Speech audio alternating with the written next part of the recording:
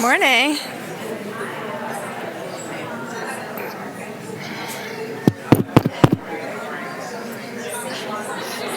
don't know, do you want to start like now, or do you want to give people a few more minutes?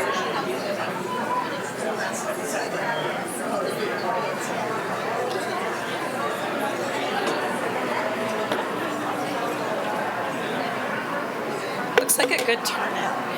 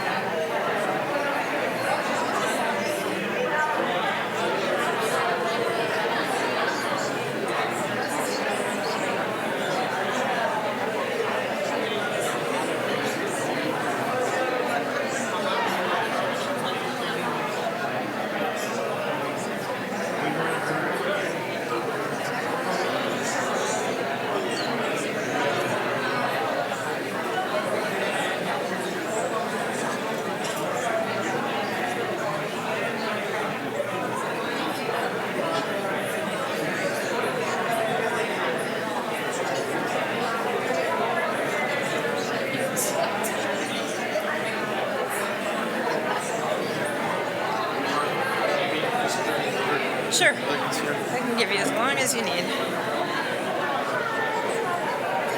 Is this on yet or not yet? Yeah, let me make sure.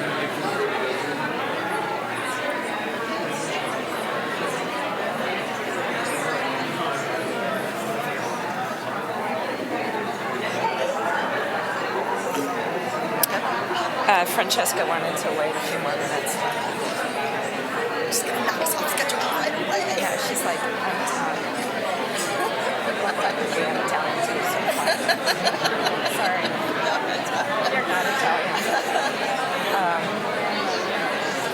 I mean, I think we're ready. Nick was doing one last thing, but Fine, everybody seems to be really great. which is part of the point. So If we get off schedule, we'll just run into the lunch.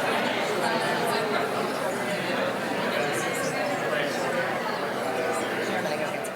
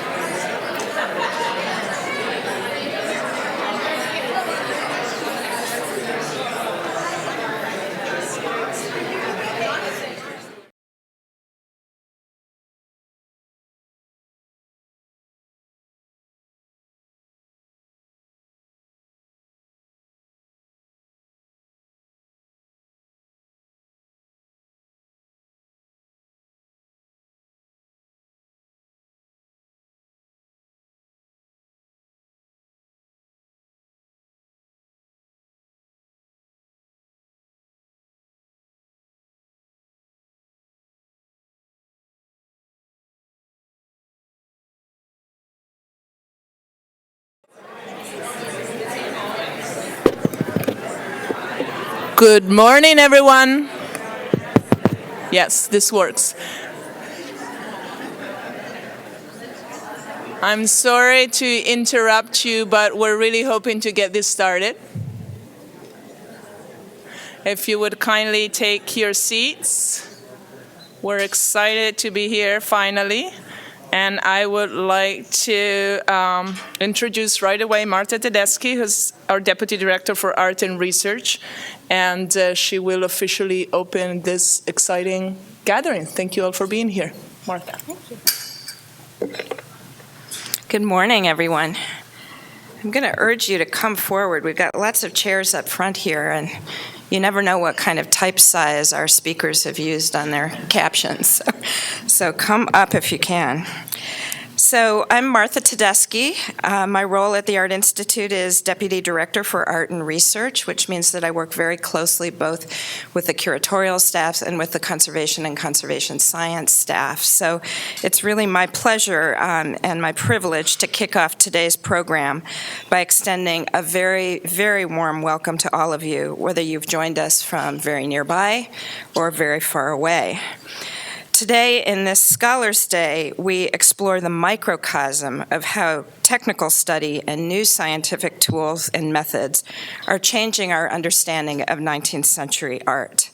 Tomorrow in our public program, and I hope you're all planning to join us for that as well, we'll be gathering in Rubloff Auditorium and we'll be welcoming the general public to our symposium. And at that point, we will connect what we talk about today to how the bigger picture of 19th century art is changing, the macrocosm, so to speak, from the walls of the museum to the unlimited expanse of the digital experience. Research has long been in the DNA of the Art Institute of Chicago. And fostering a rich research environment means fostering the courage to investigate and to grow as fields expand and change. And today we're really going to be thinking about a field that has expanded very dramatically over the last 15 or 20 years. It also means providing forums, regular forums for brainstorming, for sharing ideas, for situating our inquiries in an interdisciplinary setting, as we are doing today. Art history and museum scholarship have expanded enormously as a discipline, and significant new avenues of inquiry, forming a kind of subdiscipline that we sometimes now refer to as technical art history, have been opened up as a result of closer collaborations between art historians and conservators and conservation scientists, as well as new technologies for the analysis of works of art. New kinds of questions can now be answered, questions that we never dreamed of even asking 20 years ago, as a result of new technologies, but just as importantly, the result of new attitudes towards interdisciplinary research. This kind of expansion of the field has opened up new opportunities and new possibilities for collaboration. And I can point to just a few of the ways this is unfolding here at the Art Institute. Some of you may be familiar with our OSCE catalogs, the new series of digital catalogs in which we're gradually publishing important works in our permanent collection, including a much wider range of voices. So academics, curators, conservation scientists, and conservators are working together on their research, and all of them are finding a voice in the final catalogs, as well as this kind of digital publishing makes it possible to include a much wider range of primary documentation, including conservation imaging and other kinds of conservation information, and it also is a much more interactive way of publishing our collections, which allows the reader to really play a role in the inquiry and to see for themselves whether they agree or disagree based on the visuals that are presented in the catalogs. So we hope if you're not familiar with our online scholarly catalog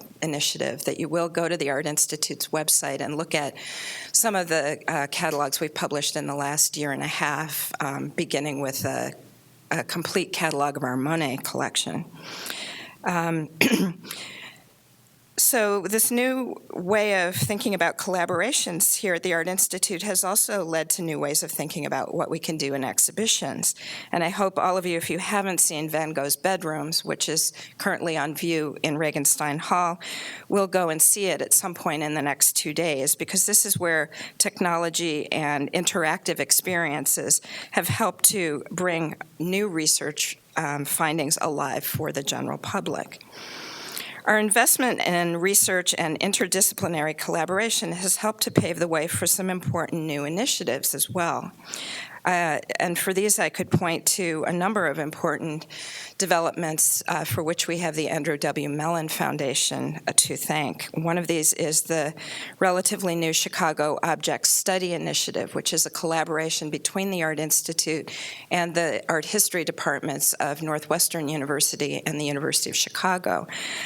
This program is providing the opportunity for beginning grad students to study techniques and materials their very first year in the graduate program, and then for more advanced graduate students to be embedded here for a year as research fellows. So this is opening up wonderful conversations between the faculty at both universities and the staff here.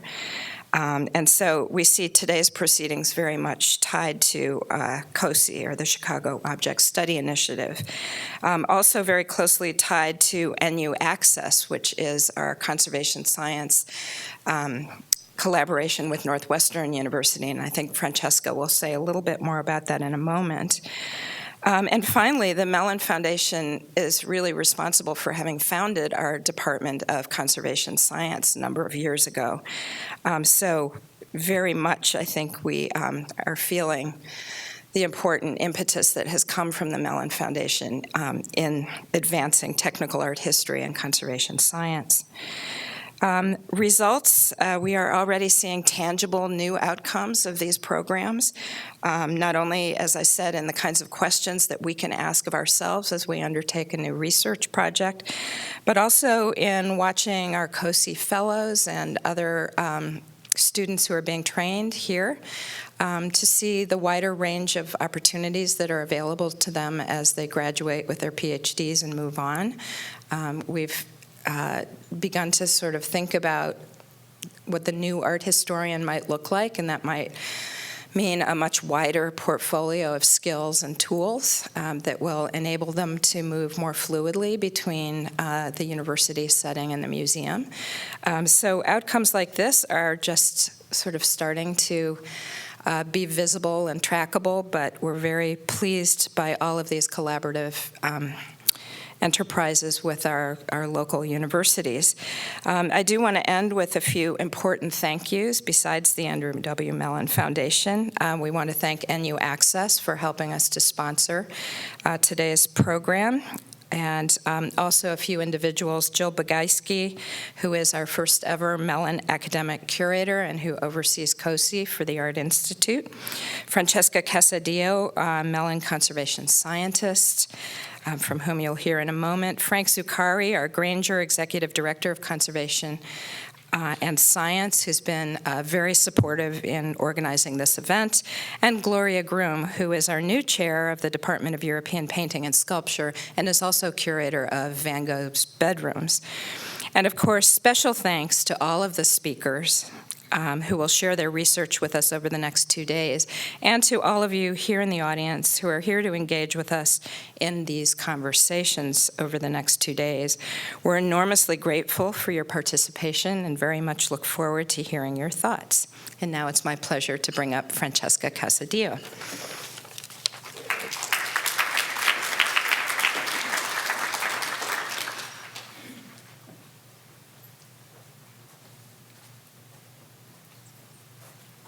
Thank you very much, Martha. And yes, my name is Francesca Casadillo. I'm the Mellon Senior Scientist here at the Art Institute. I'm also wearing today my hat as the co-director of NU Access. And we're really excited to be sponsoring this study day, this Scholars Day, because the Center for Scientific Studies in the Arts was funded on our vision and on the Mellon's belief that we can really advance the knowledge of art objects by working collaboratively between scientists, conservators, and art historians and curators, and that especially in collaboration with academia, we can also develop new tools that can help find those new questions that Martha was also mentioning. Because we have a number of colleagues also from other museums, I should mention that the center also brings this expertise to museums that don't have scientific laboratories or expertise in-house. So we're always happy to get projects and ideas because Mellon has enabled us to go travel the US and the world to bring this kind of cooperative endeavor that we celebrate here today to other museums. And Mark Walton here in the room is the senior scientist and the person that you can start already bugging if you have ideas brewing in your mind after this day. I'm particularly excited to be here because of the work we've done for the online scholarly catalog initiative on the 19th century led by Gloria Groom and Frank Zuccari, because we really got a sense of new discoveries, and all of you here and our speakers will be here sharing those new discoveries. So I'm hoping that we will really have a very meaningful and live discussion. And to that end, we're also very grateful to Nick and Devin and our audiovisuals technicians, because we're here today in a search of an intimate environment to foster this discussion. But the presentations are going to be web simulcast, and they will live on the Art Institute YouTube video. So this knowledge will be available to a much higher number of scholars and students who were not able to join us today. So to that end, I will have to ask you, when we have questions after the speakers have talked, to please walk to the microphone and introduce yourself so that every conversation can be recorded. This does not apply to the Pecha Kucha, because we really designed that with the aim to have a very honest and vibrant and off-the-record conversation about this merging of science and connoisseurship and art history to bring recolorized visualizations of paintings to the scholar community and the public. And in fact, it's really this issue of color change in the 19th century that will open our discussion today. And I think that we have all been more open to accept change with our master paintings, and this acceptance and knowledge of incredible change in the materials of the 19th century that exploded with the chemical revolution and were immediately available on the palettes of artists, and we're finding now with scientific research are changing, is something that we're still grappling with, in a sense. So I'm very excited for the talks that will follow. I also would like to add just a few more thanks to Martha's, and certainly to Jill Bugajski, whose towering contributions to this conference and extreme attention to detail have made it so perfect. I tend to really like the sort of intellectual stimulation and then get very Mediterranean and forget all the details, and it's good that she kept me on track. But also Felicia Ming, who worked really closely with her, and John Trujillo, who is our conservation department assistant, who couldn't be here today, but really helped very much with all your travels and all the arrangements. And there's many more other people, but this is not an Oscar celebration, so I'll spare you the long list, and I would like to get right into the meat of the meeting, reminding the speakers that they have about 20 to 25 minutes, because we really would like to have some discussion after the talk. And Anne Hoenigswald will officially open this meeting. And Anne is a dear friend and a great scholar of the 19th century and also 20th century. She's a senior conservator of paintings at the National Gallery of Art, which she joined in 1977. And you all have the bios on the booklet, so I will just sort of focus on a few highlights. But most importantly to this meeting, she's writing and coordinating the conservation content of the National Gallery forthcoming systematic catalog of late 19th century painting. And she's published widely also on many other artists, including Picasso and Malevich. And she is one of the most generous scholars I know, and we're very happy to have her here. Anne.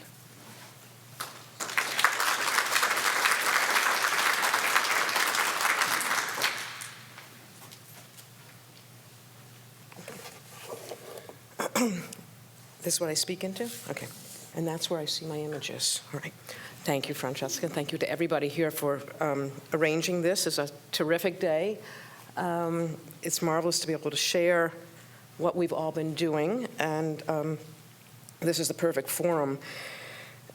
My talk this morning is an extension of research that I've been doing for several years. Some of it has been with Barbara Berry. I want to mention her specifically. She's the conservation scientist, or one of the conservation scientists, head of the department at the National Gallery of Art.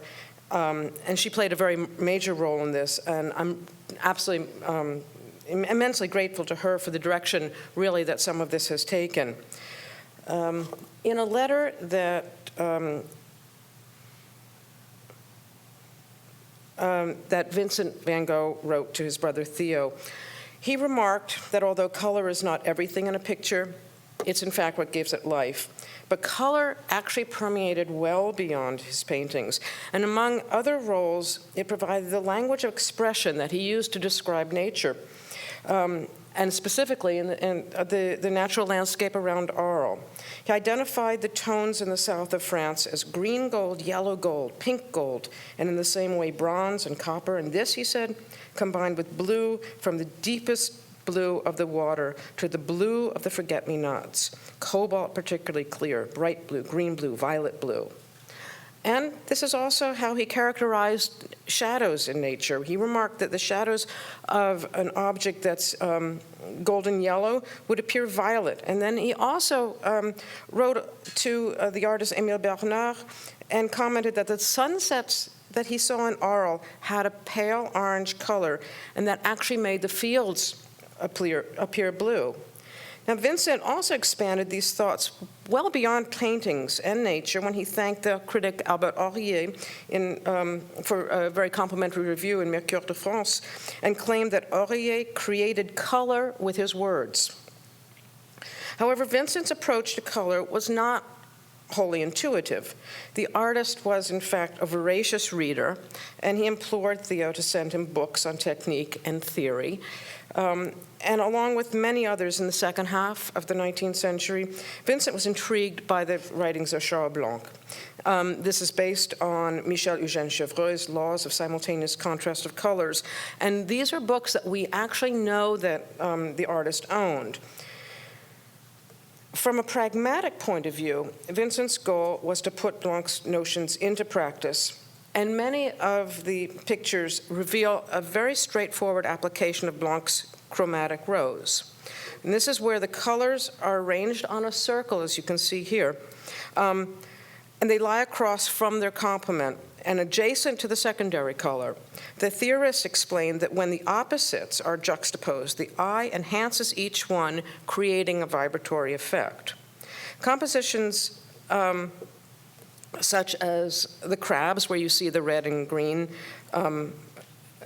creating the composition, or a picture I particularly like, and you see the detail of the orange and blue in the gloves from the still life, demonstrate all of this very, very clearly. And you can see it, actually, I should say something about the marvelous exhibition that's on right now, where you're going to see these complementary colors over and over again.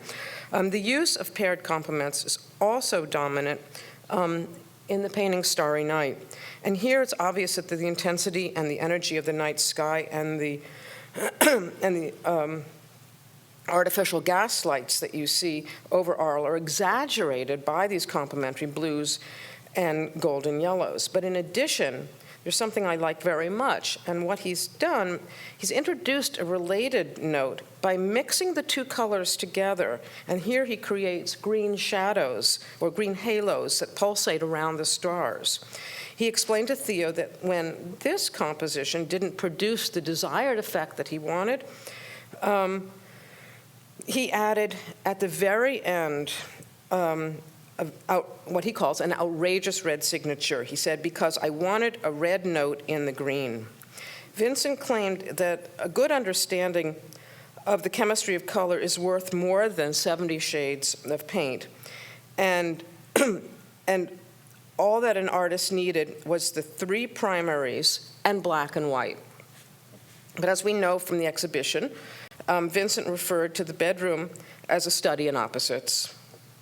Again, in a letter to Bernard, he enthusiastically described the development of this picture and hoping that by carefully balancing the tones, it would produce a calming effect. And he wrote, I wanted to produce absolute restfulness, and there is no white in it at all, except for the little note produced by the mirror with its black frame. And he said, I do that to get the fourth pair of complementaries into it. And of course, by mentioning the fourth pair, he's implying that he's used the other three.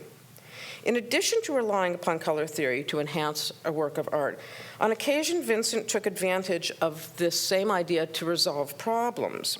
He revealed in his letters that development of this picture, The Sower, caused him a great deal of trouble, and he explained at one point that he was going to rework the study. And he described how he adjusted the composition by balancing the complementaries with one another.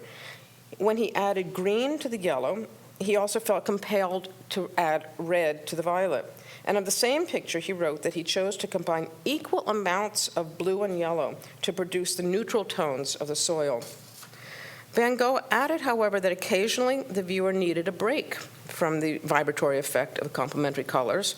And here his solution was to add white trousers. And he said he did this to distract the eye. At the very moment, he said, when the excessive simultaneous contrast of violet and yellow would irritate it. He heightened the effect of the picture with a detail that's in fact now hidden underneath the frame. There's a border of golden yellow, which was added adjacent to the violet blues in the foreground, and there's violet blue, which is juxtaposed with the golden sky. Agreeing with Blanc and others, Vincent argued that color relationships were not restricted to the individual painted canvas. Van Gogh frequently insisted that the position of pictures, the decorative scheme, or the installation could actually enliven the effect. For example, he proposed that blue shadows in the potato eaters would be enhanced by hanging within a gold frame or against wallpaper, he said, the color of golden wheat. And that the berceuse, he argued, should be framed as a triptych and not the one that you have hanging upstairs or across the way. He said that the golden wings of the sunflowers would read as lamps or candelabra. And Vincent claimed that the tones of the head would take on the brilliance of the shutters. And closer to home, if you go into the Van Gogh galleries here, you look at this picture and you see that he painted the perimeter of the painting with a red frame, specifically to energize the green landscape. In contrast to the formal application of relating color theory to his compositions, Vincent's letters also describes how he uses color to add meaning to his work. He stated that yellows and oranges represent extreme heat. And while this actually sounds evident enough, in 1884 he wrote to Theo saying, "In my view, summer isn't as easy to express as the characteristic effects of the other seasons. Unlike spring, which he identifies as tender green and pink, autumn he refers to as the contrast of yellow leaves against violet tones, and then winter, he says, is the snow with little black silhouettes." He continues, "If summer is the opposition of blues against an element of orange in the golden bronze of the wheat, this way one could paint a picture in each of the contrasts of the complementaries that would really express the mood of the seasons." And so how exactly does he do it? Many 19th century writers influenced Van Gogh's outlook on and his focus, and he was very much taken by the critic and the art historian Théophile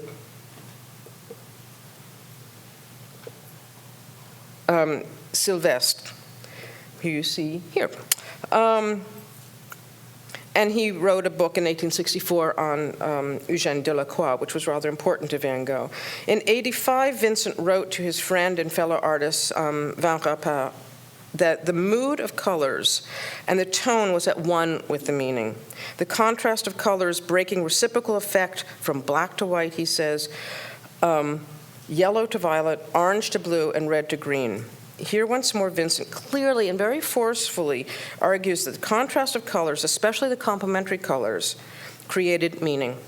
Sylvestre appears to have been a very important influence, and in 1888, Vincent again referred to his description of color, and of course Delacroix, specifically reusing Sylvestre's notion when he says of the night cafe, "I've tried to express the terrible human passions with the red and the green." Here he alludes to Sylvestre's comment that light and color relate to or oppose the character of human passions. Indeed, when the intensity of this painting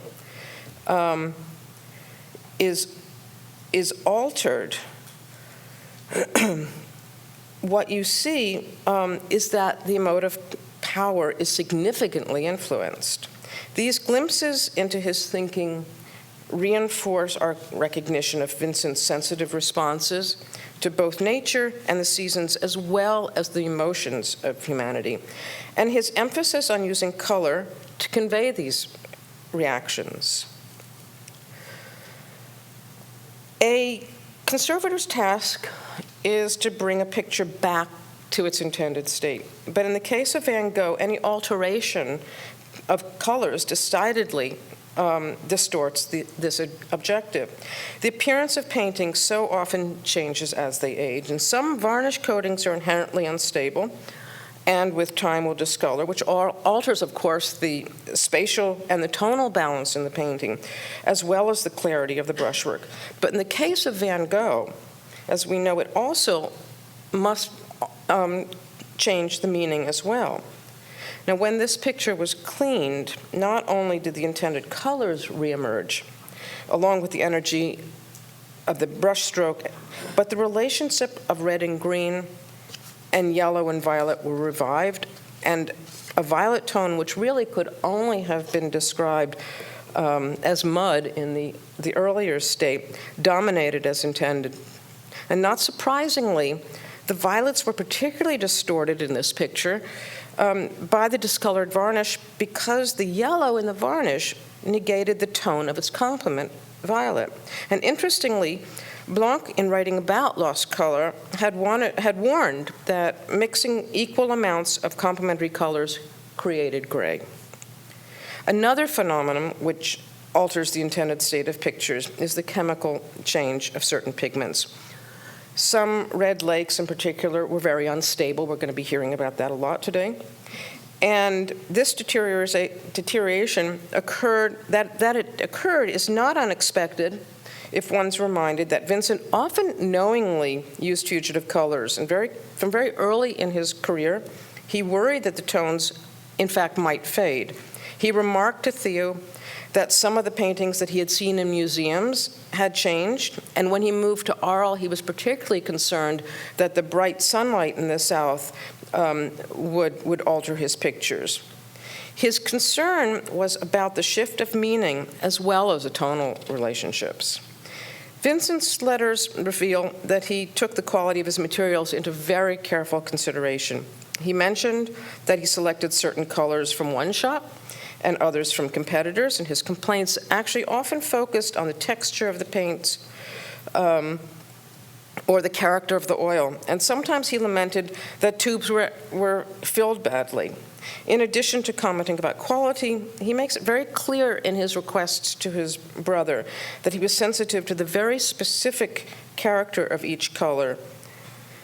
In this picture, Vincent noted that he used 6 different blues and 4 or 5 yellows and oranges. He requested a variety of organic lakes, and even though he was quite aware of their instability, of some of these colors, they were always on his palette. He singled out the chromates and red madder lakes in one of his letters, noting that they were used in American sunsets, and lamented that they lasted a very short time. He perhaps exaggerated some of this when he wrote that all the colors that Impressionism has made fashionable are unstable. He was not alone, though. Other artists and critics and the color merchants themselves had remarked on the disadvantages of some of the new synthetic colors. But interestingly, Vincent had a solution to the problem. He suggested that he could lay his paint in more boldly in anticipation of the toll on his pictures, since he said time will soften them only too much. The most notoriously fugitive colors are the lakes, and Geranium Lake was a particularly light-sensitive color. Vincent's extensive correspondence and the shopping lists that he sent to Theo for tubes of color confirmed that he frequently included this color on his palette. And chemically, it's an unstable brominated or iodinated derivative of fluorescein called eosine or erythrocene dye. It was developed specifically for the textile industry, and this is a sample book for textiles. It was very familiar to the public, it was coveted by the public, and it was really appreciated in the 19th century for its intensity, its deep tinting strength, and its very, very rich hue. Because color was so important to Vincent, and the relationship of one color juxtaposed with another was central to his process, we have to consider What actually happens when a tone or hue changes? We must recognize that the meaning that's implied through color cannot be easily appreciated when the appearance is no longer this perfect likeness of the artist's concept. Examination of this picture from the National Gallery of Art often offers an opportunity to really very carefully consider what happens to a composition when there's a significant gap between the artist's intent and the effective visual experience. Vincent worked on this picture as he left the hospital in Saint-Rémy in 1889, and he wrote to Theo that he was focusing on two portraits simultaneously. And he said he did this for want of another model. He remarked that it was not easy to paint oneself, but the canvas with the palette that you see on the left captured his true character. He described the picture as dark violet blue, with the head whitish with yellow hair, so it has a color effect. Yet when you look at this picture, it's immediately evident that the painting is not violet. It reads as a study, really, in contrasting blues. This is, and the painting or the image is defined and differentiated by dynamic brushwork rather than color. So if it was really to have an effect like this, one would expect something more dramatic. The drama, in fact, emerged from beneath the rabbit of the frame. Here, there's a hint of the intended tone of the violet background. And analysis indicated that Van Gogh had mixed cobalt blue and geranium lake to produce this purplish color. And this, of course, would harmoniously contrast with the blue of the smock and simultaneously vibrate with the yellow complement in the hair. However, the unstable lake faded and left the cobalt blue to remain dominant. Digitally manipulating the background of the composition allows us to suggest what the painting might have looked like. It has to be taken into consideration, though, that some of the other colors on the painting may have also changed. They may have faded, they may have become darkened as they've aged. So this is by no means a true recreation, but it gives you a sense of the relationship between the background on the face and the background and his smock. The portrait was particularly important to Van Gogh, as I mentioned. The manipulated image clarifies the separation of the figure from the background. It was more defined, and the sitter actually occupied the space much more fully when the red pigment was still unfaded and the background was violet the way it was intended. The source of light would have probably been much more distinct, and the tonal range of the shadows would have been more varied. The shadow behind Vincent's profile, which was originally a mixture of geranium lake, cobalt blue, and ultramarine, provided the depth, and the deeper shadow behind Vincent's left shoulder mixed with emerald green, three different blues, and red implied movement towards the viewer. Now, without the geranium lake, the blues emerge really as a bit too intense, and now because the cobalt dominates the mix of green and blue, the shadow behind the shoulder appears sort of muddy because it doesn't have the warmth of the red. As the tones have altered, the perception of the forward thrust of the shoulder and this torque of the body, which would have enhanced the activity of the likeness, is also minimized. The form of the ear is also flattened because the arc of the surviving carmine red outline, not this outline you see, I mean, the outline that's there is actually no longer providing this coherent shape because the red strokes that were originally were echoed have faded. And the lips as well are significantly altered. And the contour now reads as merely an outline because the fleshy part of the lip has lost the red color. There's only the palest hint now. Interestingly, this imitator of Vincent van Gogh painted his version in the 1920s, presumably long after the lake had in fact faded, but he took it upon himself to restore the pink to the lips, which I think is rather interesting. Vincent's vigorous and emphatic brushwork, however, remains what conveys some of the sense of space here. The swirl that's around the head and in the background contrasts with the long strokes that we see in the range of greenish blues. And this allows the sitter really to occupy this space rather convincingly. The changes in color have not only caused a loss of dimensionality and movement, softening and flattening this likeness, but they've also compromised the symbolic meaning.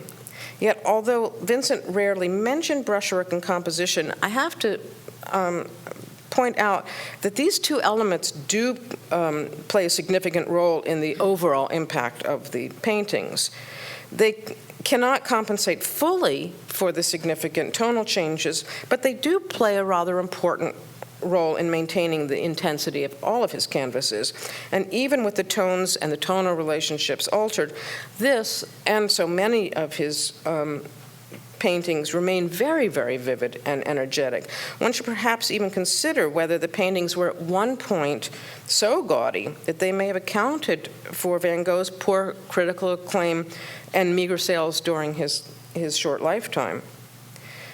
Including the essential tools of the painter, a palette and brushes, as you see in this self-portrait, is actually relatively rare for Van Gogh's. But unlike the palette in this picture, which he wrote to his sister represented the colors that are on the canvas, the palette in the Washington painting only shows 4 daubs of paint, which sit as if they've just been squeezed directly out of the tube. They're symmetrically arranged in pairs before him. There's yellow, orange adjacent to blue, and green next to pink. Now, the pink paint contains geranium lake, and we can be certain that at one point it was much more intensely red. The yellow orange was painted with a deep chrome yellow, which is also perhaps dulled over the years. When Van Gogh painted this portrait, the palette was a direct reference to the meaning of the painting. It was not a representation of the actual colors that were used in the painting, but rather a vivid notation of part of the color wheel, the complementary pairs of golden yellow and blue, and red and green. Vincent believed that using secondary pairs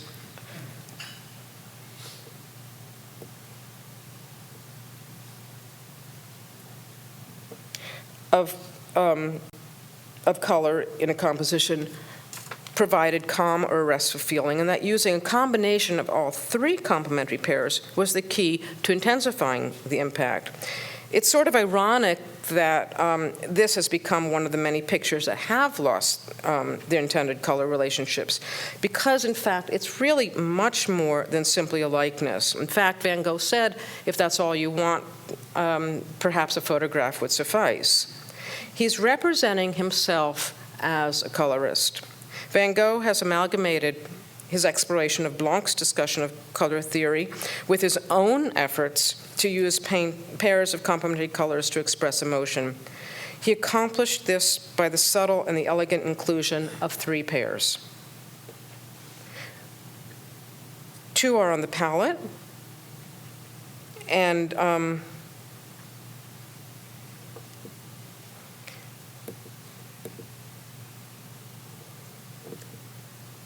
two are on the palette, which you could see he was showing to the viewer.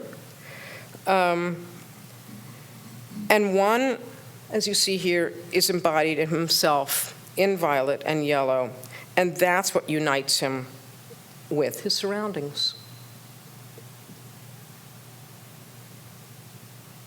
Thanks.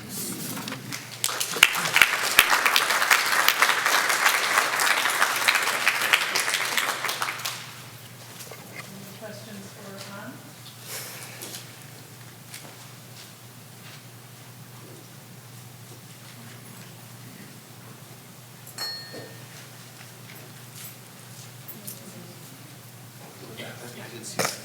Hi, Mark Walton from the Center for Scientific Studies in the Arts. That was an absolutely mesmerizing talk. Thank you. But what I was really taken by is the deliberate time dimension to Van Gogh's art, in that he actually knew, he said that he was going to lay these things in boldly, right? Mm-hmm. And that he was expecting them to fade over time. So I'm wondering, were the actual artistic intentions for it to be seen when they were just finished? Or did he have some sort of projection into the future, 5 years, 10 years? So when we're looking at these pieces now, where do we actually turn that dial? 5 years in the future, 10 years in the future? I mean, I think it's very hard to read into the mind of an artist. And I think that even though he writes some of these things in his letters, I keep looking at Ella, he keeps writing some of these things in his letters, I think an artist is painting the picture for the moment. I think an artist wants that picture to have its impact. But I think he also knew that there would be changes. And so I don't think he could anticipate how much they were going to fade, how much they were going to change. But I think he was trying to make an attempt for his pictures not to look faded, as he said he had seen in museums. So I think it's rather speculative to say that. I think an artist, they take a painting off the easel and they want it to be a masterpiece at that moment. But to go on this point, you did suggest that maybe when they came out of the studio, the paintings looked gaudy, and that may have contributed to a poor critical reception. So do you mean that nonetheless, this anticipation of fading and the decision to bring the contrast further may have introduced some sort of gap between the actual intention, as we can reconstruct them, and the immediate appearance, and therefore the critical reception? That's where you were pointing at. Is that? Well, I mean, yes. I mean, if I understand your question correctly, I mean, I think there is definitely a gap. One of the things that I think is really interesting, though, is, and I mentioned it briefly, he talks about himself as a colorist. It's all about color. It's all about color relationships. He almost never talks about paint application, about brushwork, and that's what the public is always talking about. That's what, when there's an exhibition, people are just gushing over the impasto. And I think he didn't realize that so much of the energy and the vibrancy of his paintings was actually being brought out by all of that. That, I think, was intuitive to him. I think the way he handled his brush just was happening, and I think that the color relationships, the reason I think there's so much discussed in his letters is he's sort of agonizing over it. He wants desperately to understand the theory, so he writes it, and maybe handling the brush is just something an artist does, if that helps.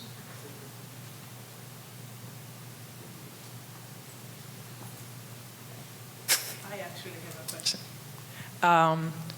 Because Daria was talking about contemporary reception, but what was the reception of your visualization of the self-portrait within your curatorial experts and in general? I know that you presented this image also at the conference. I think everybody is shocked by the recolorization, and we're going to see a lot of that today.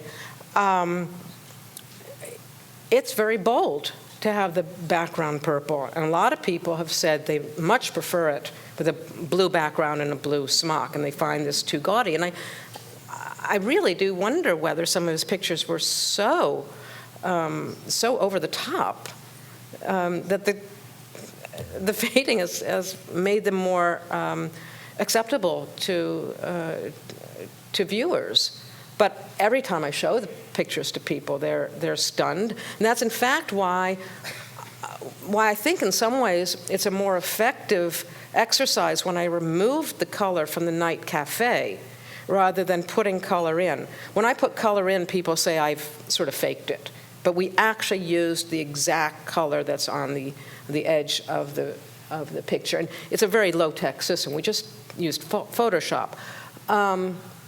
But when I removed color from the night cafe and that picture became sort of bland, I think public responds to that much better. I thought that was a really fascinating exercise. Nobody quite believes it when I've put the purple back in, because it's too much. Claire? But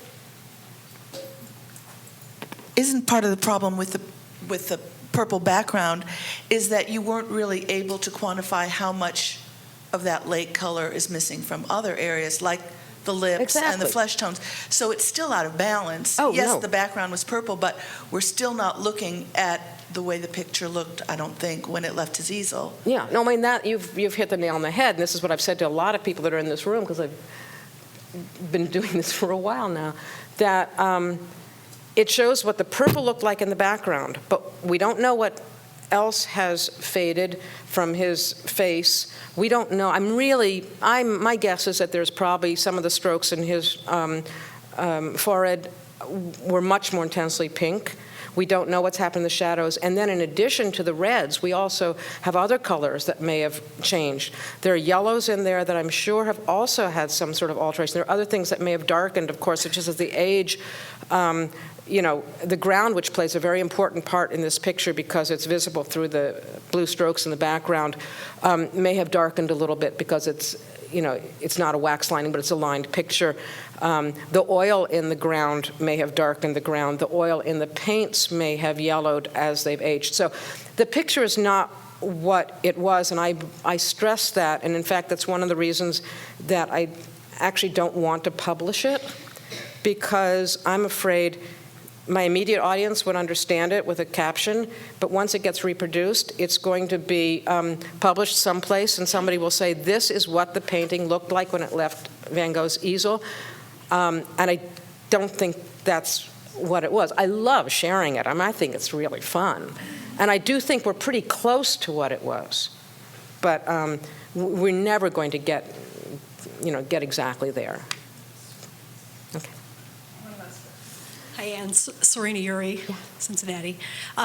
Is there any variation in the quantity of geranium lake that's in the different parts of the blue background? Does that have an effect, or would that have had an effect? That would have a big effect on it. I mean, we did not, do thousands of spots on the background. What we did like about the background was that it was just a mixture of a few colors, and that was the reason we could sort of plug it back in. It's not a complex mixture of paints. The other picture I showed, our olive orchard, I don't think I could ever put the color back in, although we may try, because it's a really complex mixture of lots and lots of pigments and lots of stuff going in. But yes, the amount of geranium lake would, of course, affect that. So again, what I'm showing is just sort of a possible representation, but it's not. It can't be what it looked like. But it's closer than it looks. I think it's a pretty amazing picture, even without the red, which again says so much for him in terms of brushwork and handling of paint. Thank you. Okay.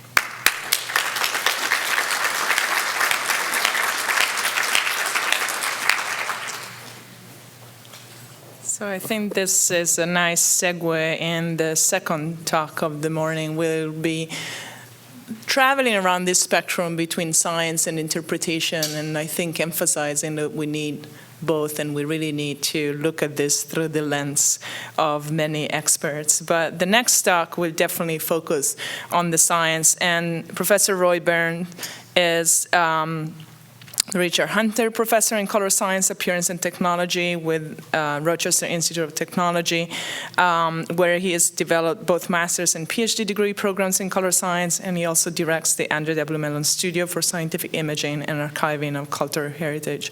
Roy certainly has been working since the beginnings in trying to bring a scientific approach to this colorizations, and I actually met him the first time probably on my second day at the Art Institute, because he was here to help with the recolorized visualization of La Grande Jatte, and here's back again helping us with Van Gogh's bedroom after having worked with the Van Gogh Museum, and Ella, who's also in the room. So his title is very long, but his talk is really going to bring us a little bit deeper into what the first steps, at least, that science can help us conduct in this tentative work of trying to bring those images back and be the start of a discussion. Roy.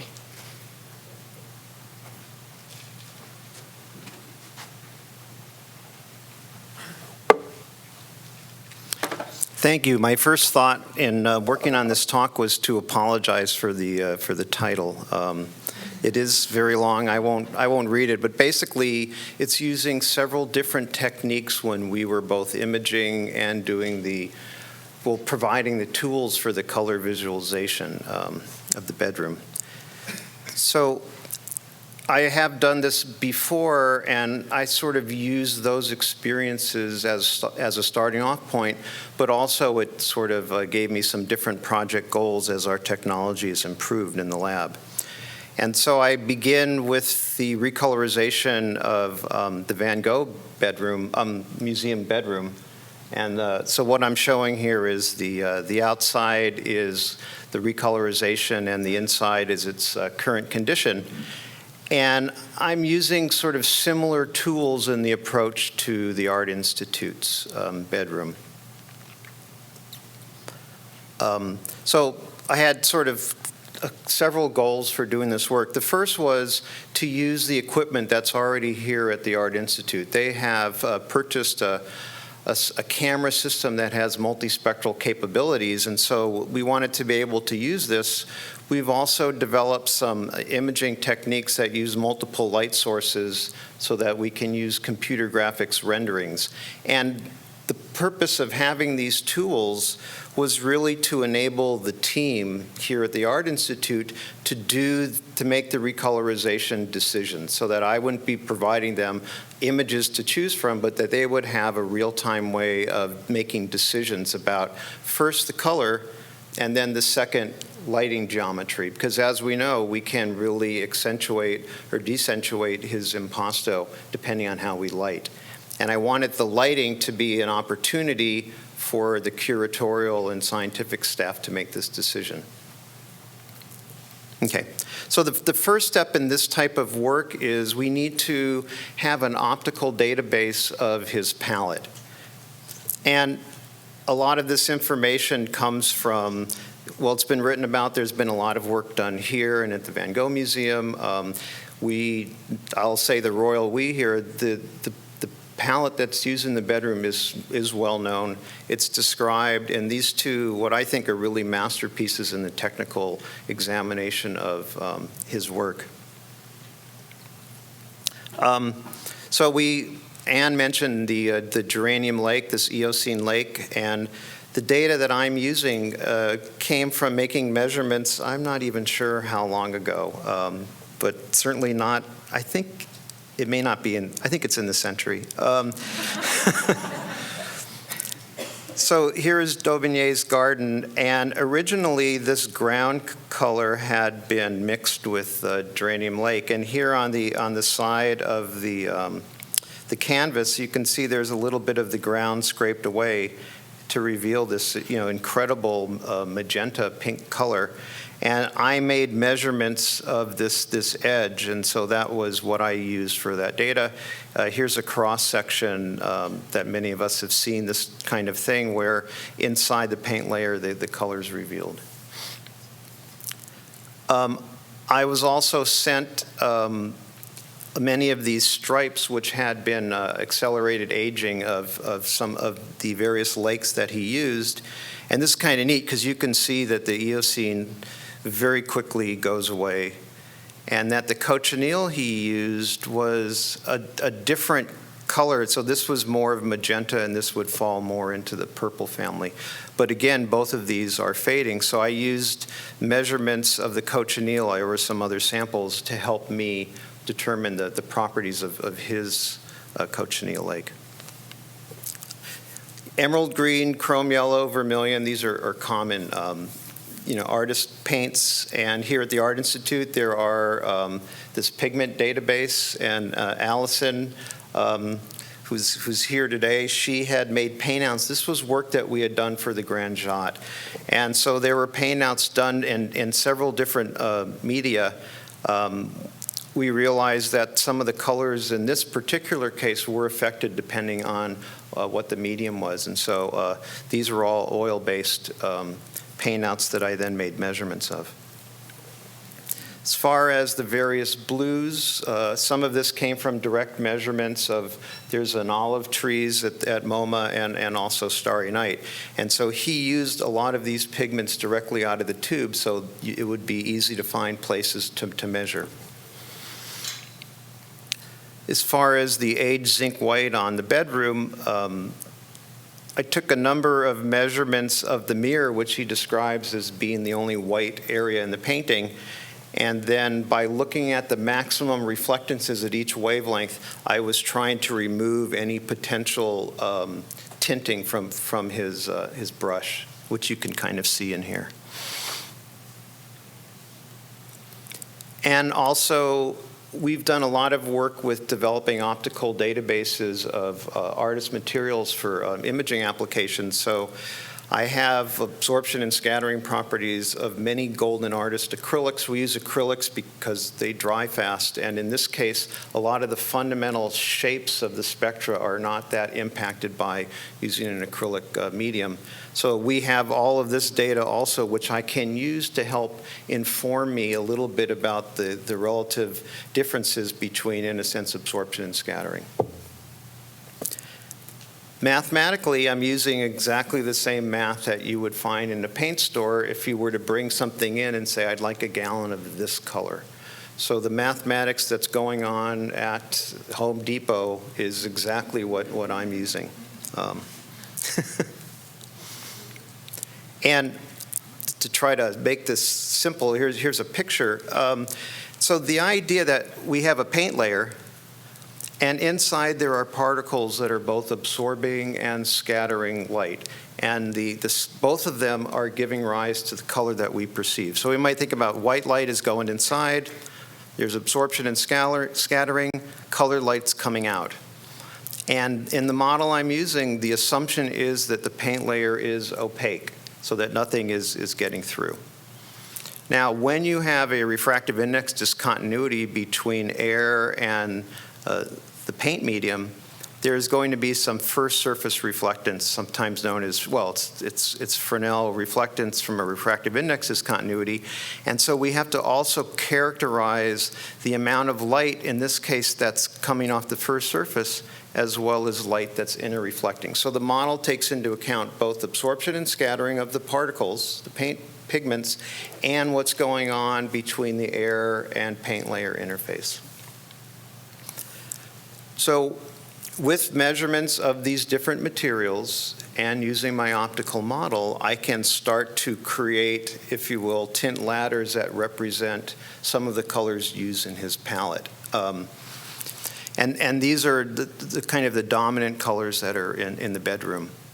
And it's pretty remarkable when I first did this to see that his palette was very high key, right? I mean, he had quite the palette to work with. So I was really kind of fascinated when I made this. And these two lakes out of the tube are pretty dark. It also enabled me to do a calculation to sort of show the full range of colors that he had available to him. So this is a color map called C-Lab.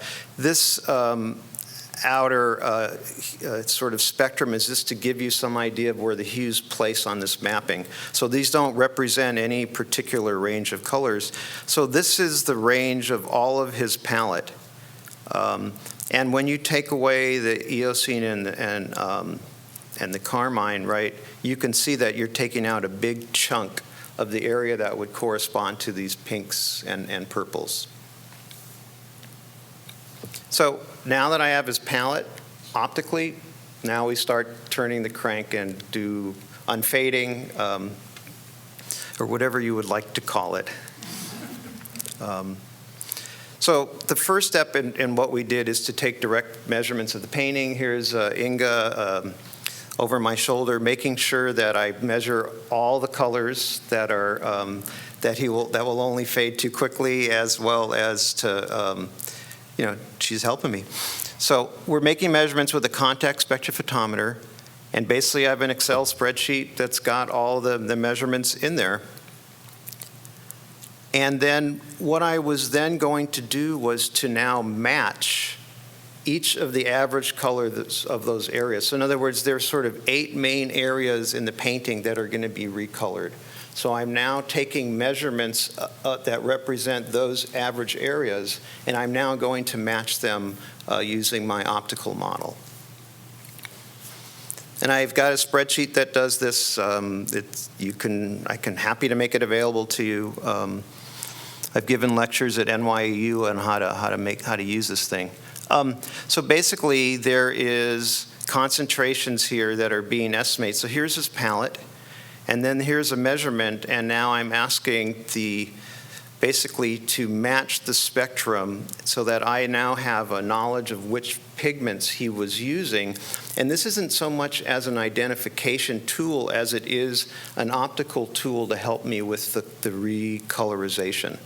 So I couldn't say exactly that these are the paints, but they represent spectrally the paints. And the fact that I'm getting these good matches means that the database that I'm using is a good database. The next step is to now add back the Eocene and cochineal lake in the different image areas that have been identified. So in this case, we're taking it a little bit further than the self-portrait because trying to now color more aspects of the painting. And so this is information that now the Art Institute is providing, which areas are Eocene, which are cochineal, and there are some areas which were mixtures. And so we, in one case, did sort of 50-50, in another case, 2/3, 1/3.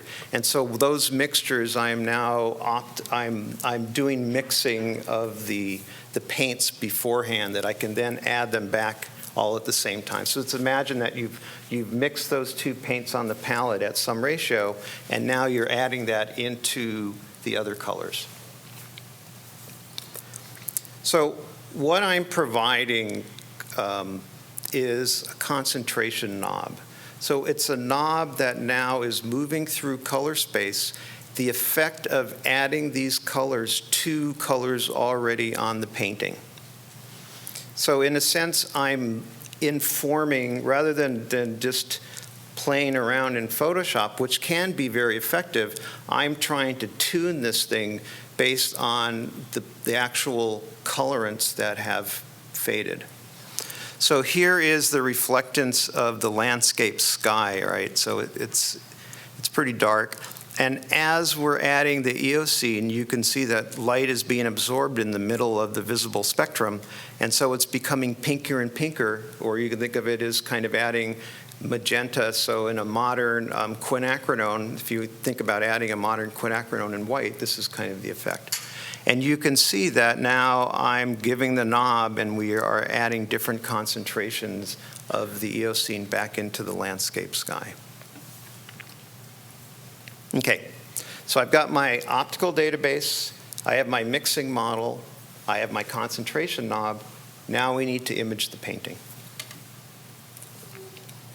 So this is a detail, looks like it's near the bedspread. And this has been shot from 4 different geometries. And if you were to look at different areas, some of these impasto lines, at each geometry, in other words, as the light is moving in different positions, you can see the shadows and the specular components, the highlights are moving. Right, if we look here, in this case it's very bright, here it's not. Here you can see a shadow. And so the 4 lights enable us to, in a sense, separate out information about the paint color from information about the texture or the impasto. And so we're trying to now image in a way that can separate this information for us.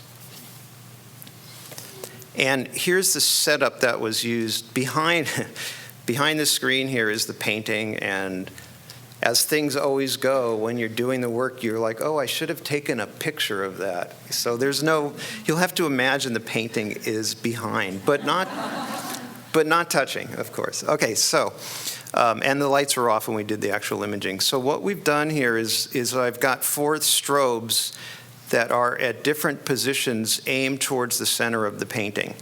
And so there's going to be a shot of here using this light, the 3rd light, and the 4th light, and that this is a cue ball that's in the center of the image, and the highlight off the cue ball from each light is being used to identify the position of that light in the studio. So when we do this work, we have to know where the light is coming from. The cue ball is giving us that information. So I now have these 4 images, and we now have at a given pixel, there could be highlights, there could be shadows. And so now the question is, how do I decide to remove shadows or highlight information? And so we have different ways, if you will, of averaging those 4 images at every point on the painting. So here, if I remove the maximum, which could be a highlight, and I remove the minimum, which could be a shadow, you can see that we're arriving at a very flat, diffuse image. So we've minimized really all the surface texture. One of the nice things about an image like this, if you were looking for long-term color changes of a painting, it would be nice to have images in which you don't have highlights and shadows, because you can never get them the same time when you relight, when you go 10 years and make another picture. So these can be useful as a conservation, tracking. If we look here, I've just removed the brightest pixel, the maximum, and it still has a diffuse look, but there's a little bit of shadow. And so theoretically, it's not the proper image to use, but it gives you a little bit of sense of the 3-dimensionality. If I now only use the minimum, you can see in this case I've now even furthering this sense of shadowing. So what we use is this, because I think it gives a better look of what's going on. Okay. Next step, color management. We're using a camera that takes 2 RGB images through 2 different colored filters. One is a cyan filter, and one's a yellow filter that lets through more short near IR radiation. And so these 2 images are then combined mathematically with the color calibration, and it produces now a 9-channel image, which is both color managed, and it has these multispectral channels encoded into the image that can be used potentially later on by conservation. This is looking at how well the calibration's working. So here I'm plotting all the neutral colors in this target. And this is lightness, sort of the measurement of the reference spectrophotometer versus the camera. I'm looking for linear data, and I've got it, so that's good. I'm also looking for colors. So these arrows represent color error. And so the idea is that hopefully all of the arrows are contained within the colored circles, which are the measured values. And generally, this system does quite well, and there tends to be always one bad actor. Oh, well, let's hope it's not in the painting, right? In this particular case, I was also I wanted to make sure that I got the color of the sky, or I'm sorry, the walls correct.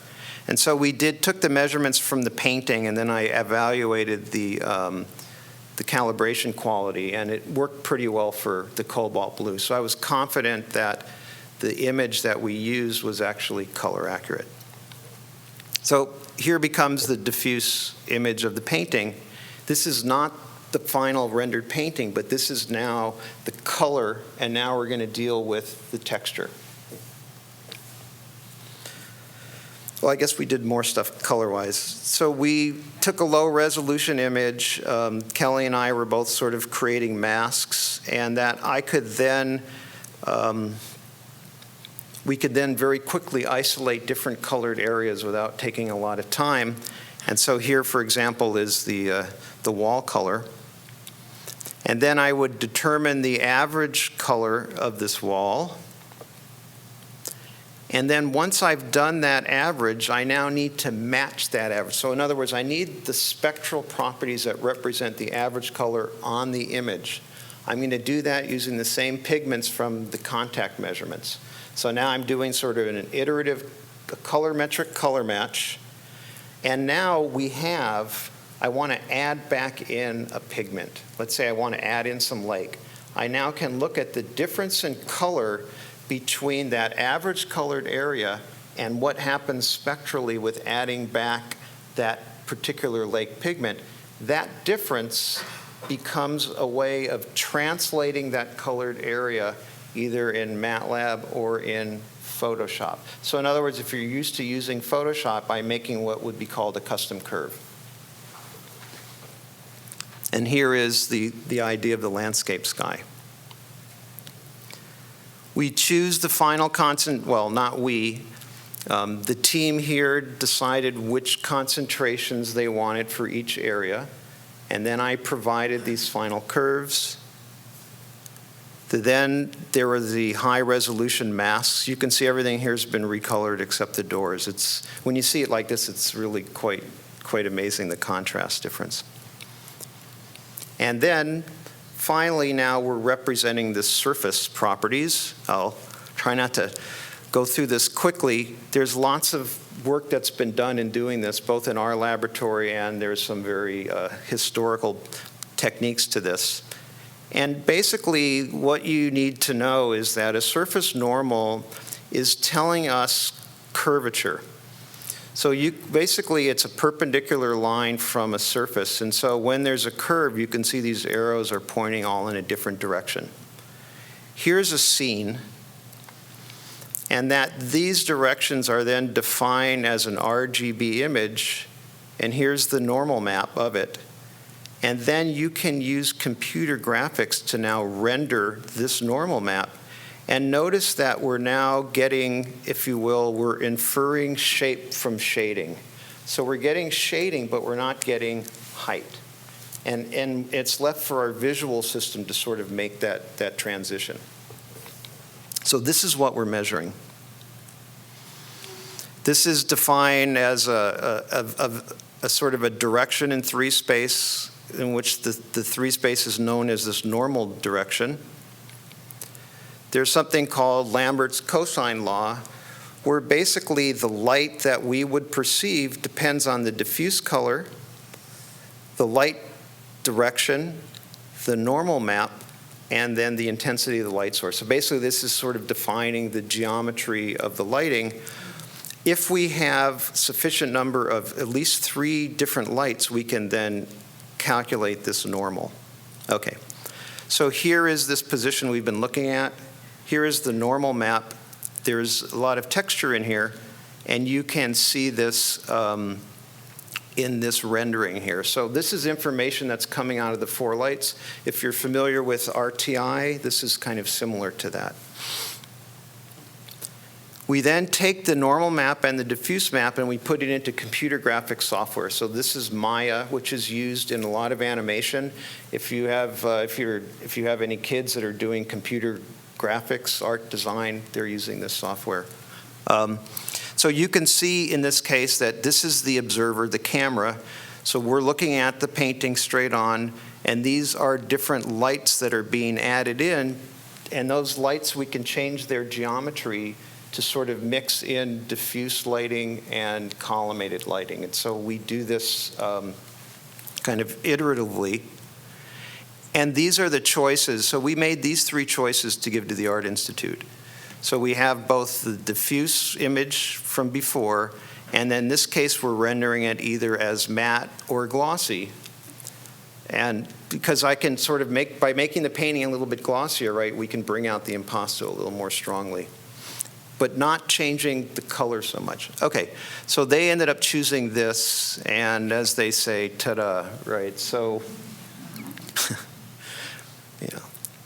can't be that serious about all this. So I have the outside, and then we're moving in. So it's the same kind of thing. I'm sure we'll be seeing this image periodically through the day, so I'm not gonna, dwell on it too much. But when I did try to choose this position, I wanted to try and choose where the painting was changing here. So the differences here are similar to what was done in Amsterdam. Here's the detail. This imaging technique is really quite nice. You can see that there's really quite a bit of texture that's in here. And let's say as a curator, you're like, boy, this is really annoying me. I want less, right? I want to talk about color, and I don't want people to be distracted by the texture of the painting. You could go back to these images, and you can now create another one that had less texture or more.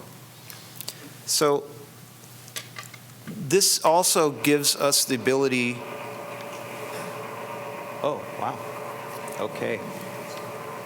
To use software where I can now change the lighting geometry. So this is all the information that comes out of those 4 lights. If we want, we can, I can start to change the gloss. So potentially you might say, well, what happens if I were to use a glossy finish? You can start to see what happens. So I can change this thing from a glossy painting to a metal, right? So this is what happens if you want to start printing on metal and selling these in the gift shop. So that's kind of this. So this information could be fun to show to people, or it could have some actual useful applications if you wanted to look for crackler after transit, stuff like that. Okay, let me go back and finish up. And I'll sort of just finally want to acknowledge that this work is really not done in isolation by me. There was help from photography with Chris Gallagher and Lou Melosa. Kelly Keegan, who I think we'll be hearing from, has done a lot of the work with Photoshop. Inga and Francesca and Gloria have all been helpful in this work with me. And finally, my doctoral student, Brittany Cox, did the computer graphics rendering. Thank you.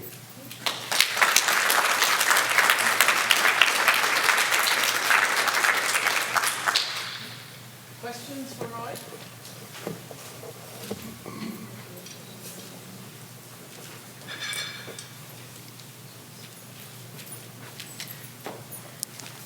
Hi, Danielle Leonard from the Art Institute of Chicago. You talked initially about your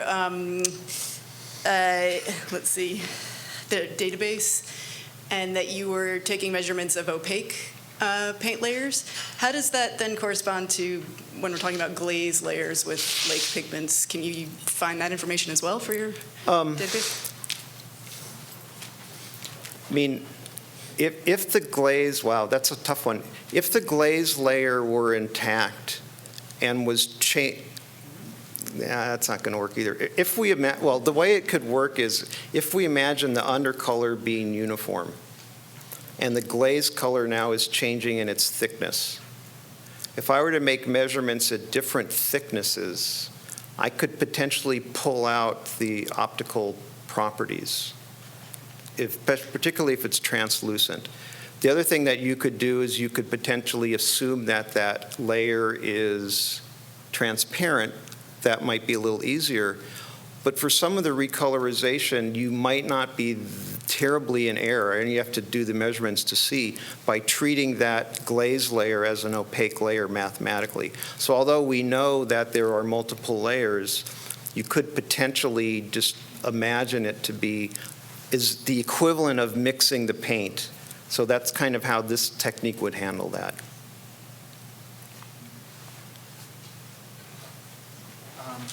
Just on that point, there's a paper that we published with Mathieu Trudeau and also with Lionel Simino on exactly this problem. So you could actually do the math modeling and see if it makes a big difference or not. Yeah, I think with the thing later, I can't ever say it. The new session, the little 5-minute thing, I bring up the idea of pulling out unvarnishing, if you will, and I mentioned that. So yeah, that works quite nice. But again, you have to have, and really you need to have measurements under different backgrounds as well. So it's quite good, right? I mean, to get the scattering. There's 2 papers. One is on the virtual cleaning paper, and the other paper is actually on the problem just asked. Okay. What happens when you have a translucent layer on a colored background? How do you calculate the reflectance? How does it change? Okay. Yeah, can't really. So Kelly Keegan, Art Institute. I was wondering, because we saw in Anne's paper and also in some of the books from Bourgeoisie and all these things, that some of those lakes come in different tones depending on the substrate and how they were prepared. So for Van Gogh, you measuring from the paintings may make sense, but how do you know that you have the right shade? That's a very good question. I would probably defer to Ella on this. I mean, basically those materials were given to me as, I think there was a large study that was, what was the name of the big program with all the lakes? The Mayerne project. So I think through that, these were samples that were given to me that would represent what he used. So I'm relying, in this case, on the kindness of strangers. I have another quick question. You mentioned, Roy, how some of the approaches that you took to the recolorization of the Art Institute bedroom were also informed by your working with museums and the search of interactions and conversations that happen around this kind of research endeavors. And I wonder if you can elaborate a little bit more, if anything changed between your approach to the Van Gogh Museum painting and the Chicago painting, and in general, in a sense, this kind of very creative and productive relationship where also the art historical and conservation fields can sort of push you into a different way of thinking in your practice. Yeah, I think initially, you have a science tool and you sort of think about it without air, right? Here's this technique. Let's all use this and it'll give you the answer. And I think that as I started doing it more, you start to realize that there's a lot of subjectivity and you really need to, it really took a team to make this going. In other words, we needed, at least I felt that, I was providing some tools, but I think at the end of the day, it really required conservators, experts on painting, and curatorial to really understand how to use the tool properly. And so I think what I learned was, I needed to sort of only provide the tools and not any kind of opinions about, well, here's what I think would look really cool. And the other thing that I found that when this was first done at the Van Gogh Museum, people were, I think it's just what Anne said, like, this looks disgusting, right? What are you doing here? And then as they got into it, I think it was Teo, suddenly it's like, can the knob go to 11? And so so there's this sort of, and I think so it's very much sort of this kind of a pendulum, right? So you're going from you can't do this to I want more, and then I think once you kind of get into this concept, I think then everybody sort of looks at this more carefully and starts to make more informed decisions. So that was sort of what I found, is to recognize that there is a large amount of subjectivity, but it's informed. Thank you.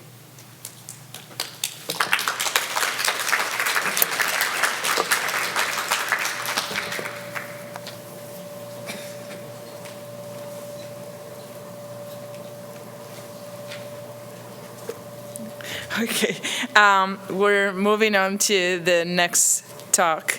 Already you're realizing that having an Italian trying to keep this thing on time is not working at all. We're also continuing on the theme of the traveling scientists, like Roy, our next speaker, John Delaney, who's the senior imaging scientist at the National Gallery of Art, has basically traveled to all your museums and is a de facto staff member of the Art Institute because we just cannot seem to leave without his expertise. He's also a research professor in the Department of Electrical and Computer Engineering at George Washington University's School of Engineering and Applied Science. And prior to joining the gallery in 2007, he was the chief scientist for Advanced Sensors Business Unit of Goodrich Corporation. So Roy has already broken the barrier of showing formulas in his slides, and John will bring another scientific perspective to this discussion. Thank you.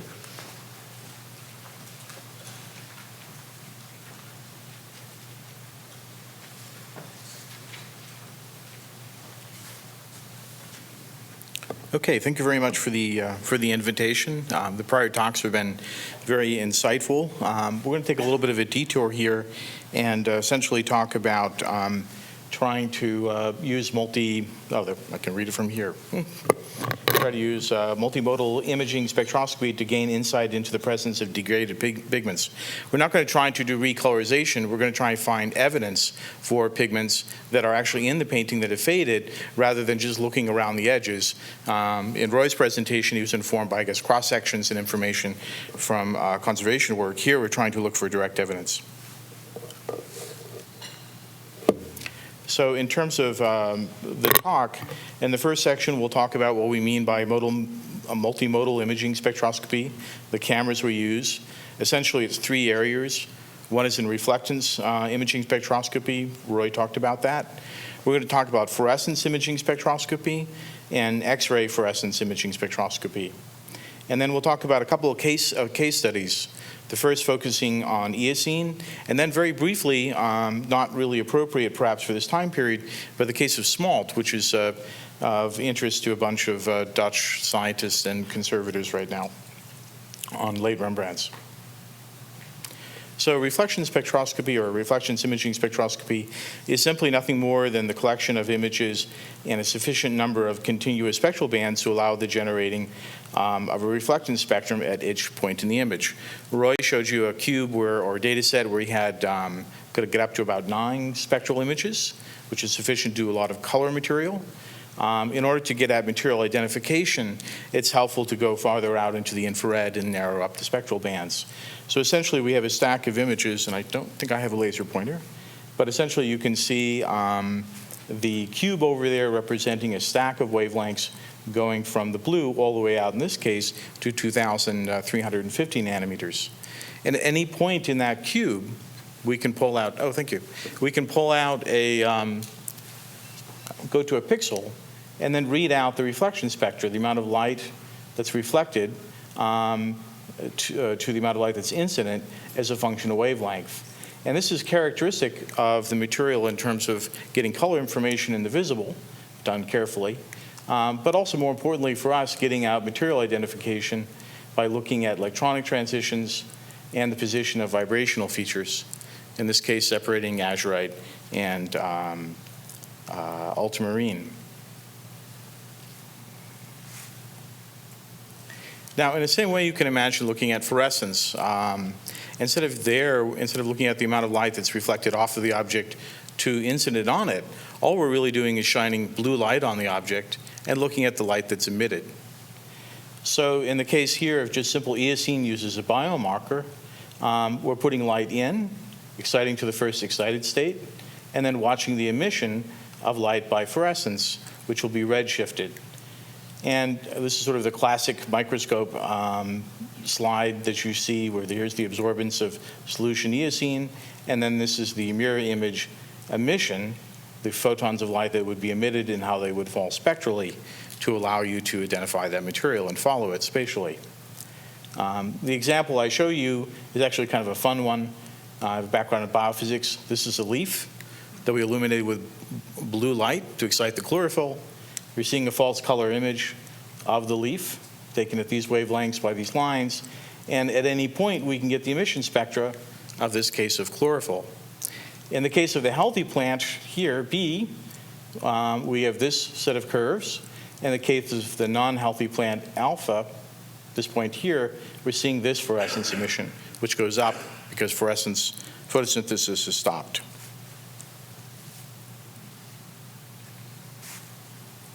Now, the instrumentation that we use to do this is a series of different camera systems that we've built in collaboration with industry or in some cases by ourselves. The first is a macro XRF scanner, which provides elemental information. It's analogous to your handheld XRF instrument, just with a small spot, and we raster scan along.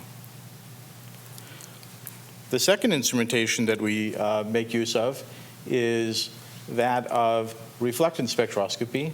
And again, we talked about earlier going from the visible all the way out further into the infrared. And there we have 2 cameras that we've built to cover the full range. The other instrumentation, of course, is just using the same visible spectrometer to actually do fluorescence as well. So we've made it sensitive enough to use low light levels in order to look at the fluorescence emission after exciting. And we have a very expensive excitation source. It's not a laser, it's a slide projector. Some of you might know about them. But we use those with a bandpass in the blue to collect the fluorescence. And here is actually fluorescence emission from eosine from a test panel. And again, what's important here is we get molecular information from these vibrational features, which are characteristic of the dye in this case, whereas normally we'd have a simple transition edge and reflectance, not very characteristic. Now, there are a lot of parameters that go into this in terms of the instrument's performance. The only one I really want to point at is this one, 30 hours, 1 millimeter sample to do XRF scanning, a few minutes to do the hyperspectral scanning. So this is really very favorable for time. Thank God we're in a museum to make this sort of time work. But keeping a painting down off the wall for a week or two can be a big issue sometimes in museums. Now I'll move on to some of the case studies that we were interested in studying.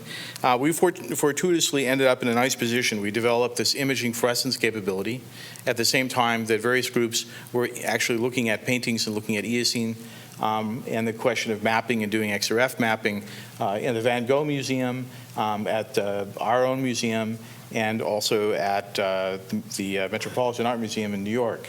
So you're going to see a combined presentation of research involving results from various institutions. So the question starts off right off the bat, what do we mean by the by eosine? In this case, we're taking advantage of the work by Costanza and at Perugia, where their group has synthesized eosine YB. So this is a dimer where it's precipitated on lead. And that's the molecule. So we're going to be shining blue light in, blue-green light in, and then we'll have emergence of sort of orangey red light. And this is a test panel stack here where I guess I should use the word ladder, where we're varying the concentration across, and it's mixed with lead white. These are the emission spectra that she obtained using a standard point spectrometer after correction for self-absorbance. And you can see here that there are characteristic bands. There's bands at 550, 590, 565, which are important diagnostic features for saying whether we're looking at eosine or, say, another type of red light pigment.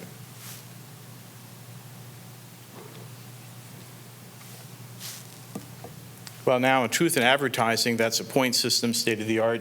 Buy it off the commercial chemical market, Fisher list or whatever. This is the results taken with our hyperspectral imaging camera, where now we're imaging over a large area, collecting fluorescent spectra at each point. Here's the same set. This is the false color image from the hyperspectral cube after exciting the blue and green. And you can see we can see fluorescence from all of the different squares. Some more where the pigments is higher, less where the pigment concentration is lower. That makes sense. After doing the correction on our data set, we end up with these emission spectra that look pretty good. They have all of the same right peaks for the identification. And they're not undifferent from that of the group in Perugia. Now, we didn't have to do as much correction for the self-absorbance. Since the pigments themselves absorb some of the emitted light in the mid-red, you have to take that into account, which would essentially cause a reduction in these peak heights.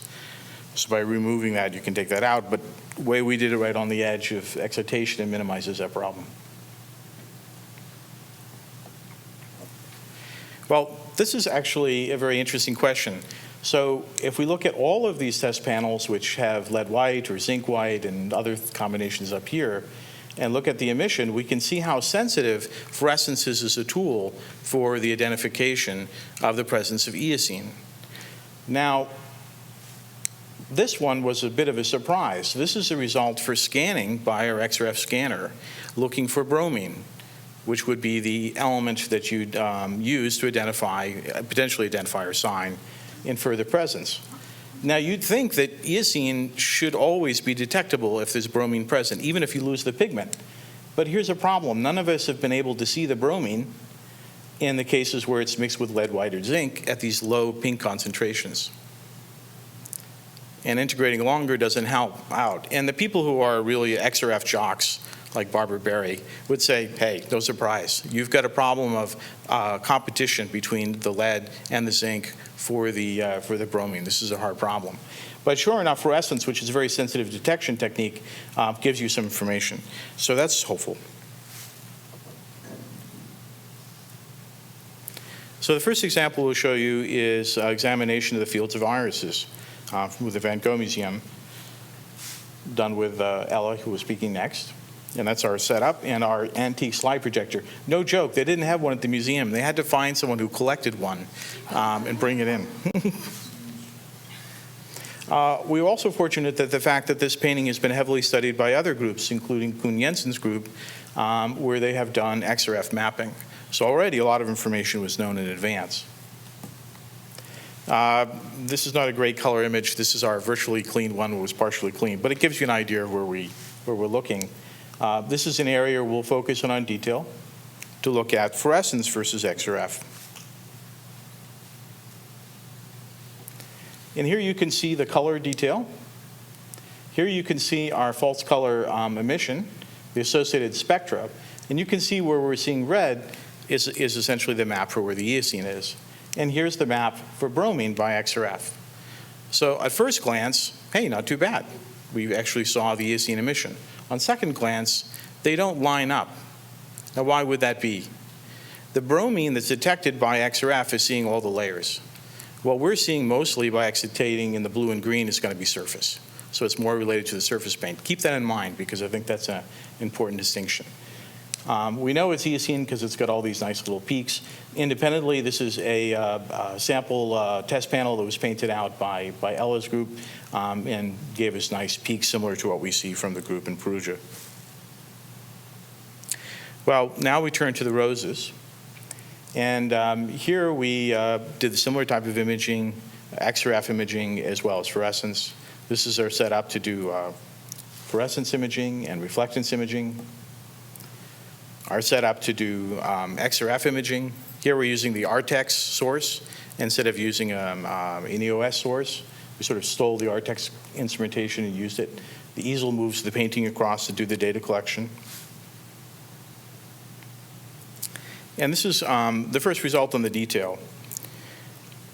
So here's a section of a color image. And you can see some red lines around. And here is a false color emission image taken from the fluorescence cube. And you can see there's a lot of stuff glowing.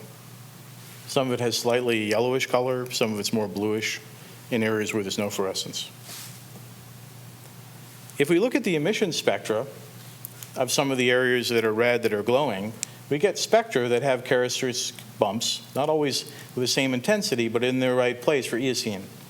And with these two spectra, they map up here along mostly where the red regions are. That's to be expected. If we then, in fact, you can see it here with like the little rosebuds. You can also see at the edge of this particular leaf flower here. If we put on top of that the eosine, the map for bromine, they kind of line up pretty well. And for the most part, they're in about the right place, which kind of makes sense from what we said earlier. Where we see eosine by red, we're going to see it. But we don't see it in the flowers.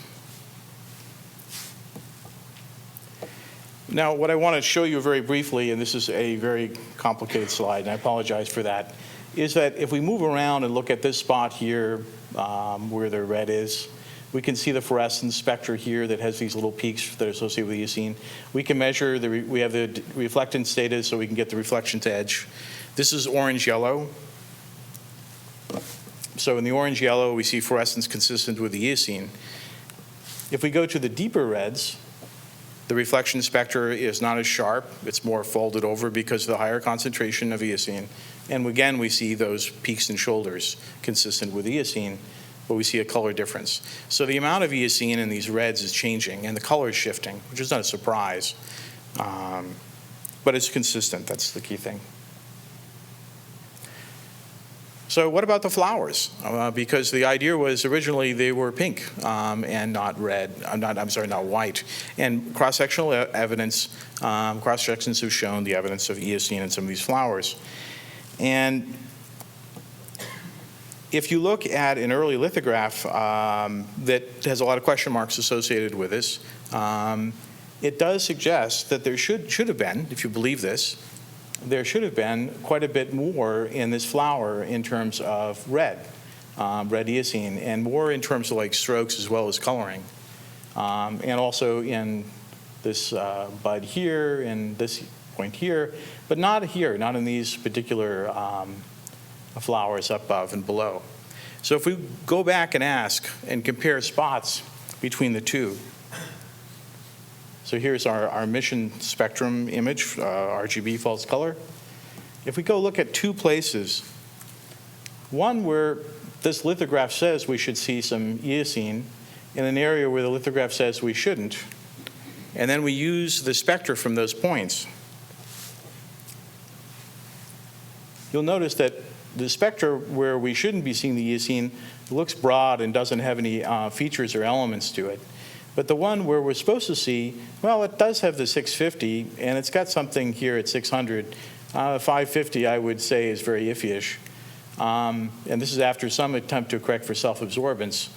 It does suggest that there well might be some eosine here. We can go back now and map using the map data, because it's the spatial variation that gives you confidence in the results. And I'm going to show this as an overlay onto the color image. Can you see that there now? You see that if we go back, you'll see there's more red coming in. And that red is associated with the emissions spectrum here that has the peaks we could say are associated with eosine.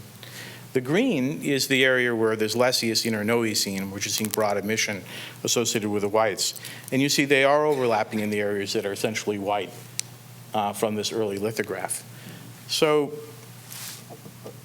I think this suggests that, yes, there may indeed be eosine in some of the flowers. And fluorescence is one of those subtle beasts where those signals are weak and you have to dig a bit to get them out. But this kind of suggests that maybe we need to spend more time with an algorithm that maps it out.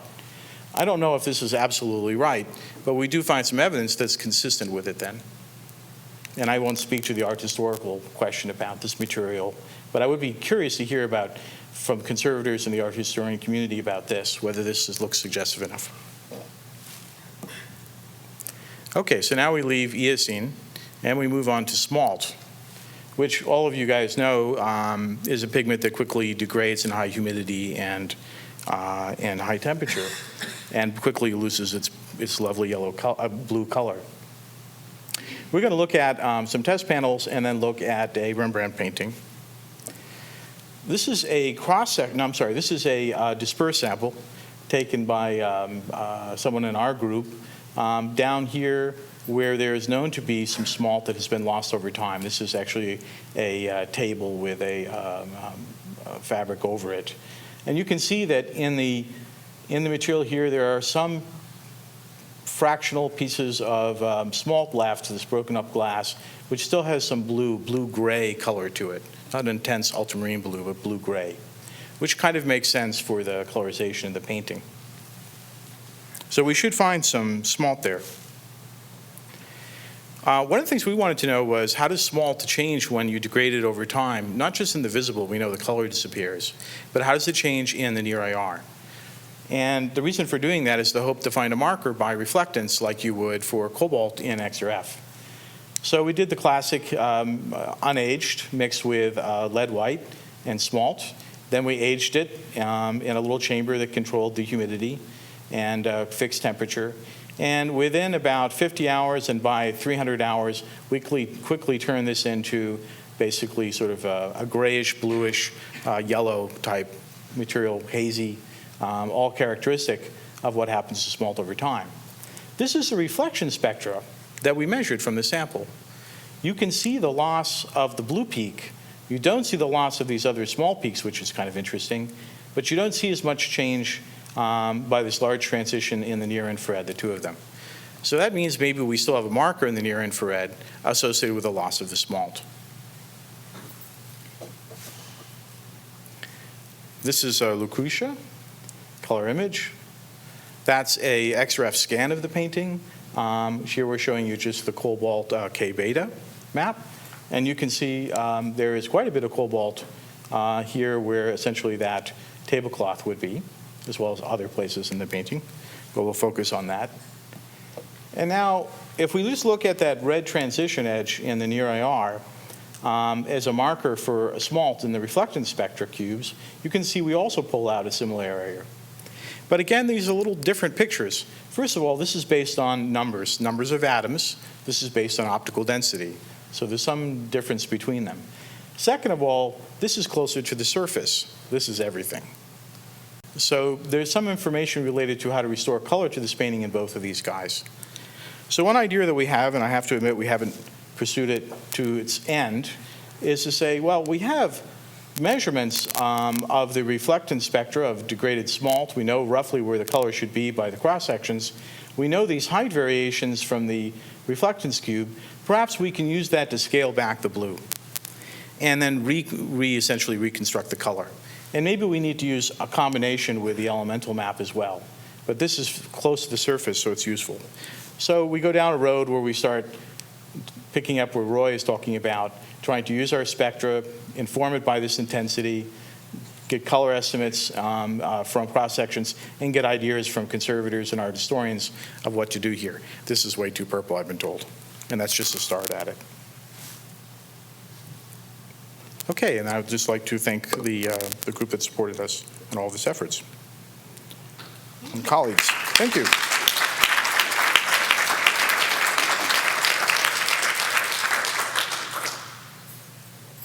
Questions for John?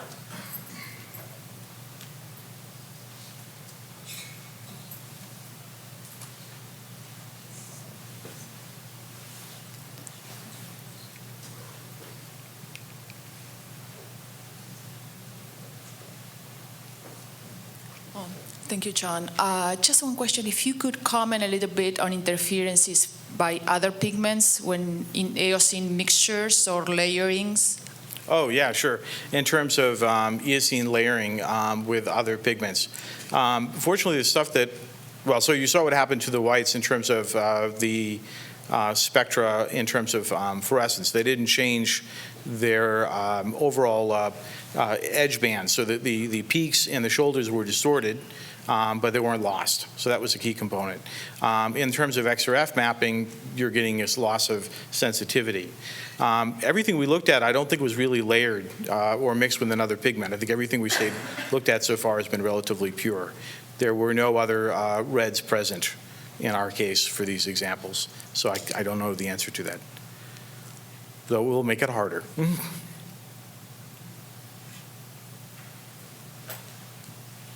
Emmy Campbell, Northwestern University. I noticed with the corrected images that you had of your swatches previously that you have edge effects. And I was just wondering how that played into the actual images that you had of the actual works The edge effects, themselves. I mean the clipping at about like 540?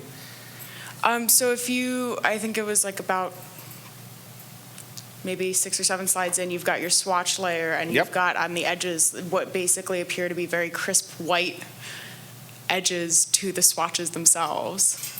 Oh, where they turn bright.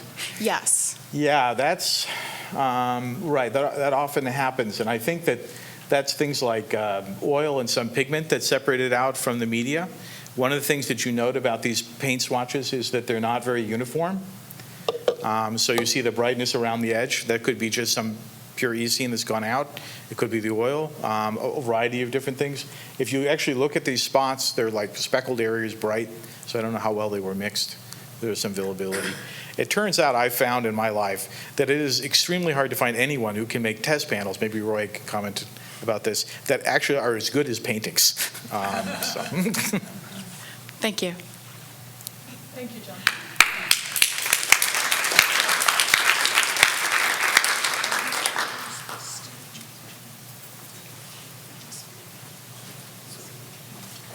going to bring this back from the science very well into the paintings, and it's great to have Ella Hendriks close this session and really center all this discussion into Van Gogh's practice and his work that she's been studying for so long.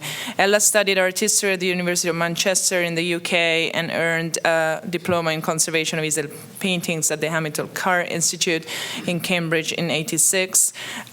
She's currently the senior paintings conservator at the Van Gogh Museum, and in 2006 she gained a PhD at the University of Amsterdam for her studies of Van Gogh's working method.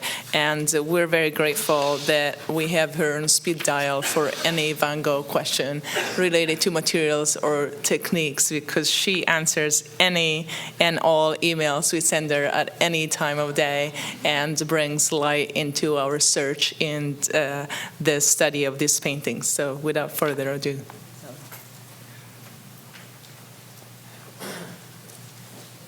Well, thank you, Francesca. I'm glad I have that reputation.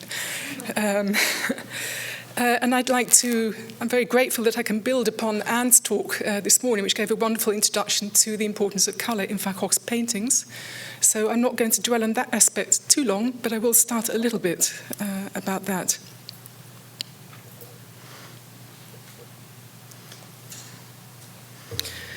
So Vincent van Gogh was a colourist in heart and soul. One can't do without it. One must make use of it, he once wrote about colour. And of course, he especially became famous for the bold, expressive palette of his French works. Yet early on, when still in the Netherlands, he already defended the idea that the artist should start with the colours on his palette, rather than slavishly copying the colours in nature. Colour expresses something in itself, he wrote in capital letters. And he believed that painters should be free to seek colours that form a whole and are related to one another.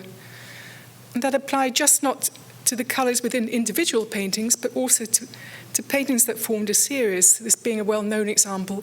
The Sunflower series of paintings painted to decorate his yellow house in Arles.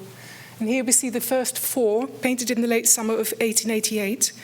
And I'd like to focus in and look at the second version. The painting unfortunately lost in the Second World War in Japan, but we know it through a very good quality colour reproduction that Martin Bailey recently discovered, shown here. And it seems to show the picture still in its original frame, of thin lats painted in orange lead, as described by Van Gogh, giving contrast to the blue background. A closer look reveals Van Gogh's very careful attention to colour carried through right to the finishing touches of the painting, as he has fine-tuned the shade of orange in accordance with the adjacent colour within the picture.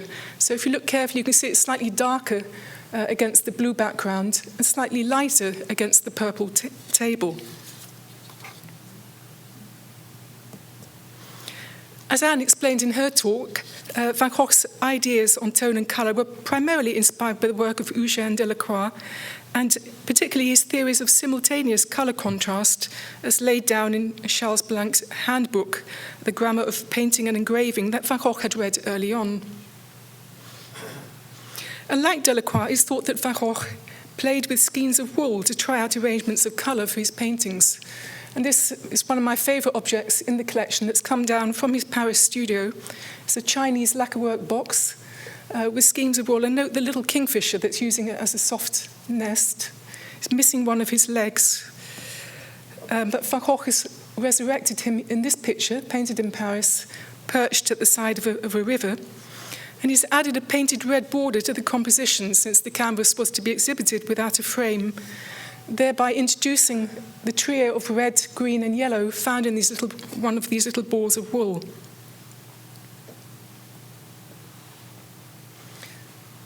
Now, given the importance of colour to Van Gogh, it's hardly surprising that his letters express a concern for the adverse effects of ageing and consequent colour change.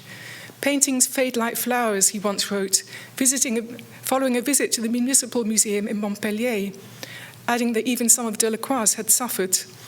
And this poetic statement inspired the title of my talk. As we have heard, he was well aware of the poor reputation of certain pigments such as Prussian blue, chrome yellow, and the so-called geranium lake, prepared from Eocene dyestuff. But he continued to use them up until his death in 1890, enticed by the unparalleled effects he could achieve with them. And he suggested to apply them extra boldly, the term he actually uses is too raw, in order to compensate for the softening effects of time. Besides pigment change, Van Gogh also took into account the yellowing of the oil binding medium. He once even suggested shaving down the extremities of impasto with a razor blade, thereby removing the surplus oil that accumulates at the surface and would otherwise yellow. And for the same reason, he recommended washing the surface of some pictures with water, or water with a little spirit of wine. Now, rather than reflecting the idiosyncratic practices of a painter who was largely self-taught, in fact, these measures demonstrate Van Gogh's broader knowledge of artist tricks of the trade and working methods, as laid down in artist handbooks, for example. And whilst these preventive measures have undoubtedly helped to some extent, nowadays we may conjecture that the degree to which the colour schemes of his paintings and drawings have altered over time presumably lies beyond that which the artist could have imagined. Given the importance of colour for the artist, it is an aspect of primary concern behind efforts at the Van Gogh Museum to conserve and display Van Gogh's legacy of works in an appropriate way. Top left, we see a photograph of the museum soon after it opened in 1973, and as you can see, this represents quite a challenge as the museum has become much busier since then.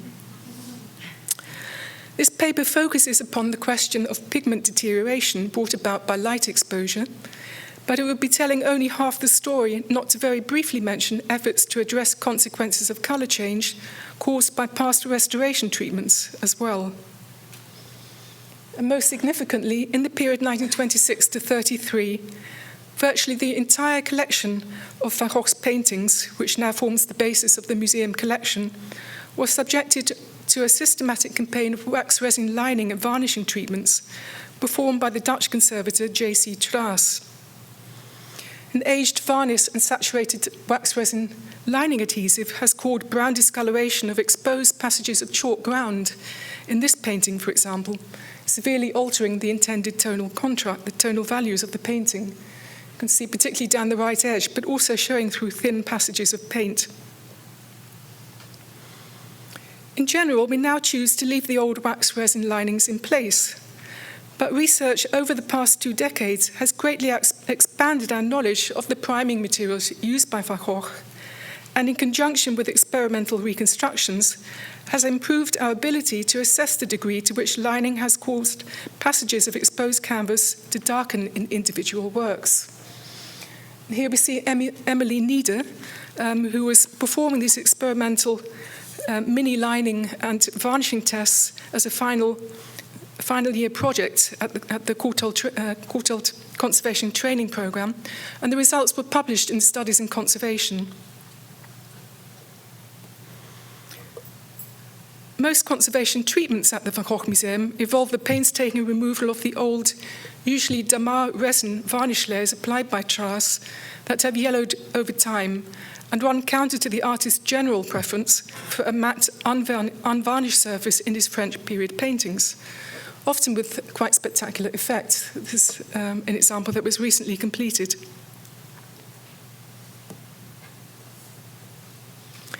A second focus at the Van Gogh Museum, and the main topic of this paper, is preventive conservation aimed at slowing down the degradation of unstable colours. And so far, our studies have tended to focus on 2 classes of light-sensitive pigments that are especially important for the colour changes we observe: the chrome yellows that may darken and the red late pigments that may fade, both through light exposure, and I'll talk about each of these in turn. Like other painters, Van Gogh was well aware of the danger of chrome yellow changing more than gold and turning green with time, as he'd read in Théophile Sylvestre's memoirs on Delacroix.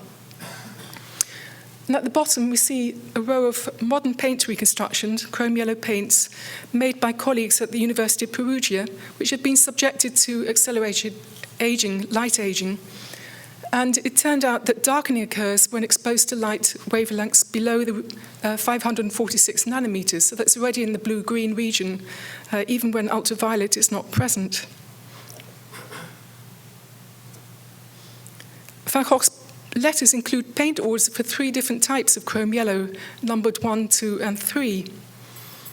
And non-invasive imaging spectroscopic techniques, particularly Raman spectroscopy, performed by members of the European Charisma project, were able to identify 3 distinct crystallographic phases of the pigment used in Van Gogh's paintings. And here we see colleagues Constanza Miliana and Letizia Monico. In this sunflower, for example, 2 different types of chrome yellow have been used, as well as the chrome orange for the head of the flower. And I show on the left side the different types with fresh paint outs of the colors. You get some idea of the different shades. So don't worry if you don't remember, this is all published, but you have the light variety, which is an orthorhombic crystal, a co-precipitate of lead chromate and lead sulfate. And you have the ochre shade, which is a monoclinic crystal form, which is the pure lead chromate.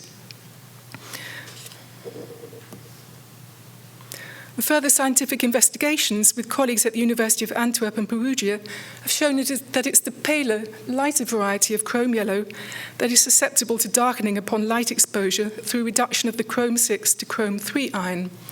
And this has resulted in a whole series of publications in analytical chemistry. This transformation takes place as a very thin region, typically 2 micron or less, measured in paint cross-sections at the surface of a paint, so that it's necessary to make a careful distinction between darkening of the paint surface due to this chemical reduction, as opposed to the visual effects of darkening caused by other factors, such as accumulated grime and discolored varnish. And here we see an example of cleaning tests. This is in the table of the sunflower painting, where we know that the light-sensitive chrome yellow has been used and that reduction has occurred. But very close examination with the high magnification Herox microscope reveals that the grey surface of the paint can largely be put down to a stripy layer of discolored varnish, as well as overall dark canvas nubs peeping through the surface of the paint. You can see in the top detail, they're almost blackish, and this is a topic of ongoing investigation. Other chemical reactions account for colour change in the ochre sunflowers, where the light stable type of monoclinic lead chromate has mainly been used. And there's evidence of metal soap formation in these areas, this being a topic that recently there was a 2-day symposium held in Amsterdam on this single topic of metal soap formation that conservators are recognizing everywhere these days. But to give you some idea of the scale at which it's occurring, I hope you can see in the top right detail in raking light, you can see this little mini protrusions, or sort of pimples, poking through the paint, so really very tiny. And here we zoom in with the microscope, and especially where the chrome yellow has been mixed with red lead pigment, minium, to obtain an orange shade, aggregates of lead soap have occurred. And these are less than 0.5 millimeter diameter across and still under the varnish layer. And in this one protrusion, we can see different stages of conversion of the red pigment. Some parts are still red, but you have transparent areas where it's been converted into the transparent lead carboxylate soap, and even white areas, which is presumably reformed lead carbonate. We can see these same stages apparent in the paint cross-section. We can see there are still red particles of minium, but towards the surface, completely transparent, colorless particles that are almost popping through the surface of the paint. Interesting in this context is Van Gogh's remark that he could anticipate that glazes of lead chromate would not last long. Perhaps painters like Van Gogh knew that the use of lead chromate in an oil-rich medium, hence rich in free fatty acids, would encourage this process of metal soap formation.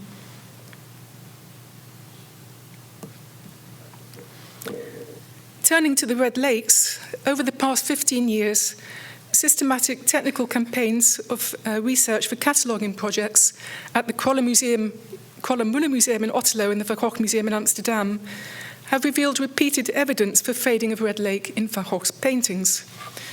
And these cumulative observations have led to growing awareness of the fact that such colour shifts due to the fading of red lake are commonplace in Van Gogh's French oeuvre, and indeed one can safely say affect virtually every work.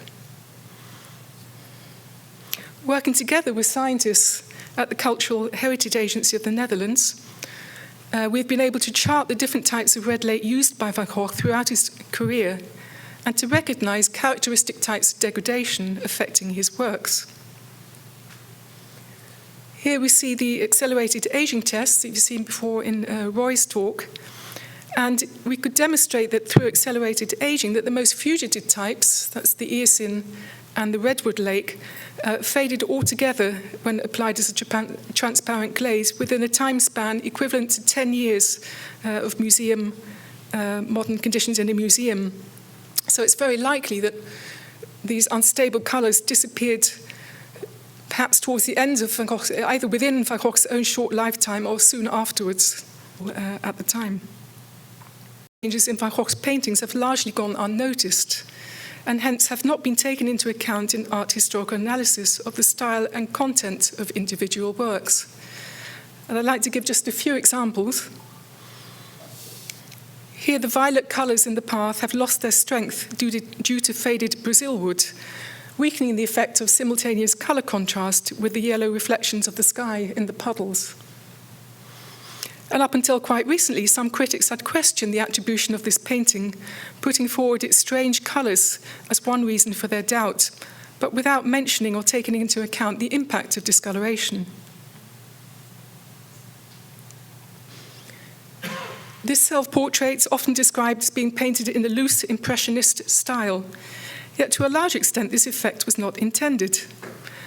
A thin layer with cochineal lake has faded and become transparent in the clothing and background, leaving the brushstrokes on top to float on the light ground colour on the support, giving it a much more jaunty effect. But you can see in the reproduction on the left of around 1908 how originally the background and clothing were comprehensively filled in, giving a much more conventional look.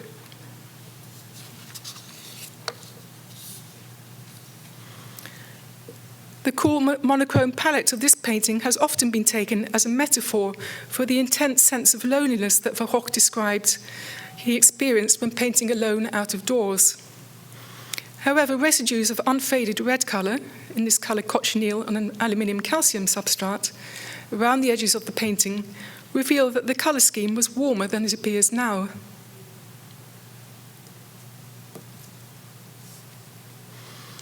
In the sunflowers, scanning macro XRF reveals the presence of bromine, which, as we've learned, is a marker for the presence of geranium lake in several places. And I'm going to focus on the blue heart of the right flower. Looking at high magnification does indeed reveal bright streaks of red geranium lake, irregularly mixed with the blue and white, as well as a purplish colour preserved on the shaded side of the thick brushstroke. Yeah. And it's thought that the light blue heart was originally purple, forming a complement to the yellow. Later, Gauguin indeed recalled sunflowers with purple eyes standing out against a yellow background. And though he's referring to the first London version, which hung in his bedroom, this probably applies to the Amsterdam copy too.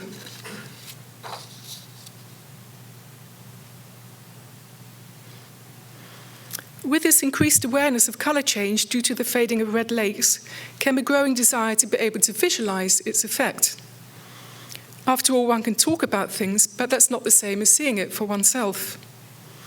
And in 2009-10, a project to conserve and restore the version of Van Gogh's bedroom painting, now in Amsterdam, prompted a first broad-scale effort at the museum to make a digital visualisation of its unfaded colours, working together with Roy Berns.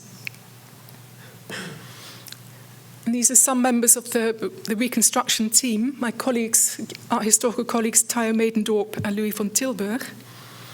And we realized, of course, from the start that a digital visualization reversing the effects of discoloration would not provide a precise image of how the painting looked when made. But we felt that it can be a useful tool to help us come closer to imagining the general color relationships and effects that the artist intended.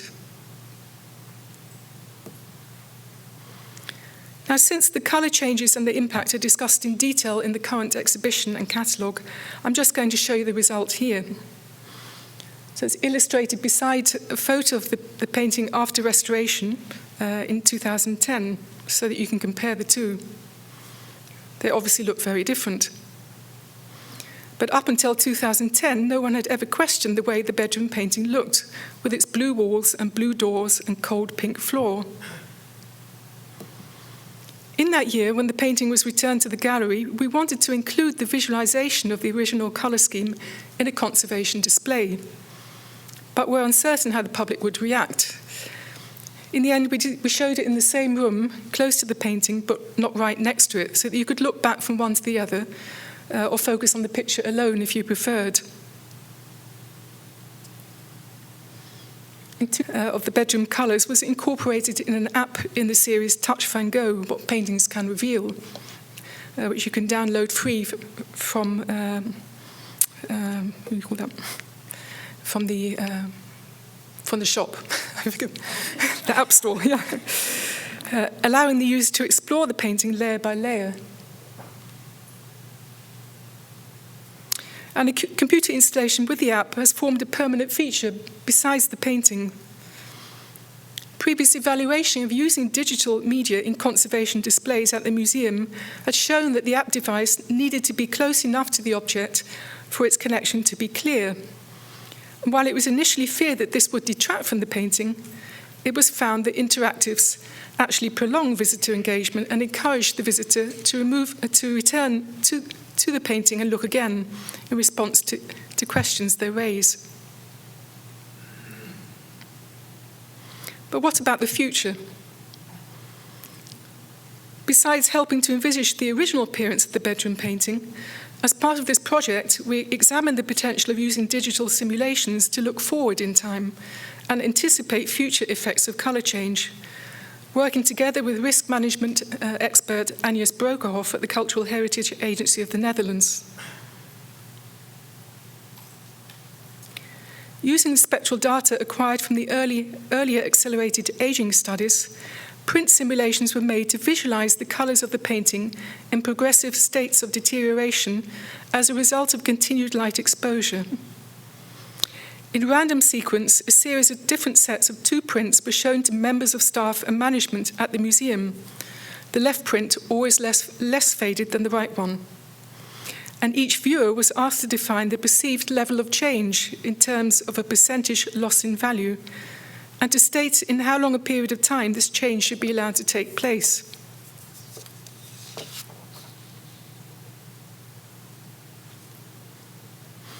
Based on the print shown, staff and management at the museum opted for the lowest level of light damage, equivalent to 10% loss of value in fading of the red floor, considered acceptable over a 30-year period. Now, this roughly translates into a light budget of 4 million lux hours spread over 30 years. That's just 1/3 of what we have been spending. And this outcome prompted a re-evaluation of the standard maximum illumination level of 150 lux in the galleries, causing us to more than halve it to a range of 50 to 70 lux. While it is acknowledged that accelerated aging of model paint systems and computer simulations will not provide a result that precisely mirrors the effects of natural aging in paintings, it is felt that the procedure has worked well in our museum. Questioning staff and management based on the digital simulations has triggered awareness of light damage occurring to the collection, as well as new ways of thinking about its consequences. In concrete terms, since there was a need to formulate a basis for our lighting policy and decide an allowable dosage, the visualizations provided a tangible basis for discussion and for making informed decisions. In general, since light damage is irreversible, we err on the side of caution and choose to act now rather than when it is too late. The chosen guidelines can always be tightened or relaxed, as new insights become available through continuing research and the continued process of evaluating changes that take place as a consequence of our decisions and actions. So I'd like to thank, you can imagine, a huge amount of people that have been involved in this interdisciplinary research, and I'd like to acknowledge all their input in the content of my talk today. And thank you for listening.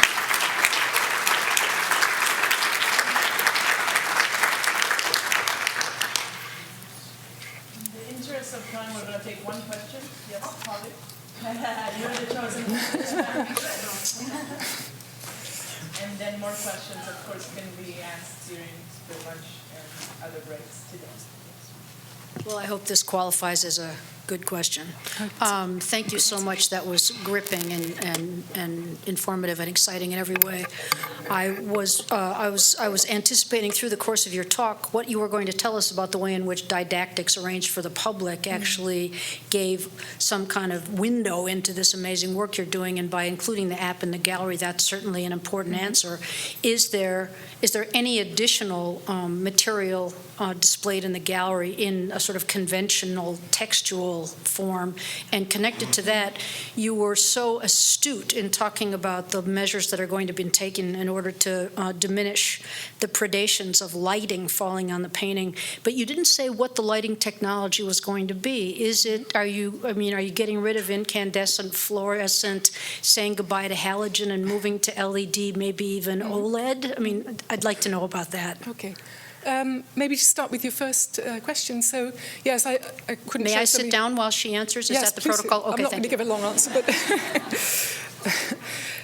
yeah, in the conservation display, I couldn't show too many slides, but of course, I think it's the combination of analog and digital educative media that we use. So, in the exhibition, there was also textual display and many photos, and I think it's. For example, the app that I showed, of course, one obvious limitation is the amount of information that you can give, because there's basically only 4 different levels of information. So if you want to give more background information, then you have to resort to other means, analog means that are more suited to giving text and more extensive explanation. So it's the combination. I don't think we need to throw the analog overboard at all. It's the combination of analog and digital techniques. The second question was, now I've turned completely blank, sorry. Oh, the lighting, yeah. Well, like many other museums, we are at the point that we were about to contemplate switching over to LED lighting, which I think all museums eventually will be doing. And this pilot project that we did coincided with the refurbishment of our exhibition wing and the introduction of new LED lighting in the wing. And so the first time we actually used this new lighting system was for the exhibition on Van Gogh and Munch that opened. And I think, amazingly, we have not had any comments. Nobody actually noticed the lighting. It was also in conjunction with other things like using coloured backgrounds on the walls, which was not specifically because of our intention to change the lighting, but it was more coincident with the designer of the exhibition. So I think with modern technologies, there are so many things that you can do to reduce the impression that you're actually viewing things in low lighting levels. There are many venues open. It's a special topic in itself, obviously. Thank you.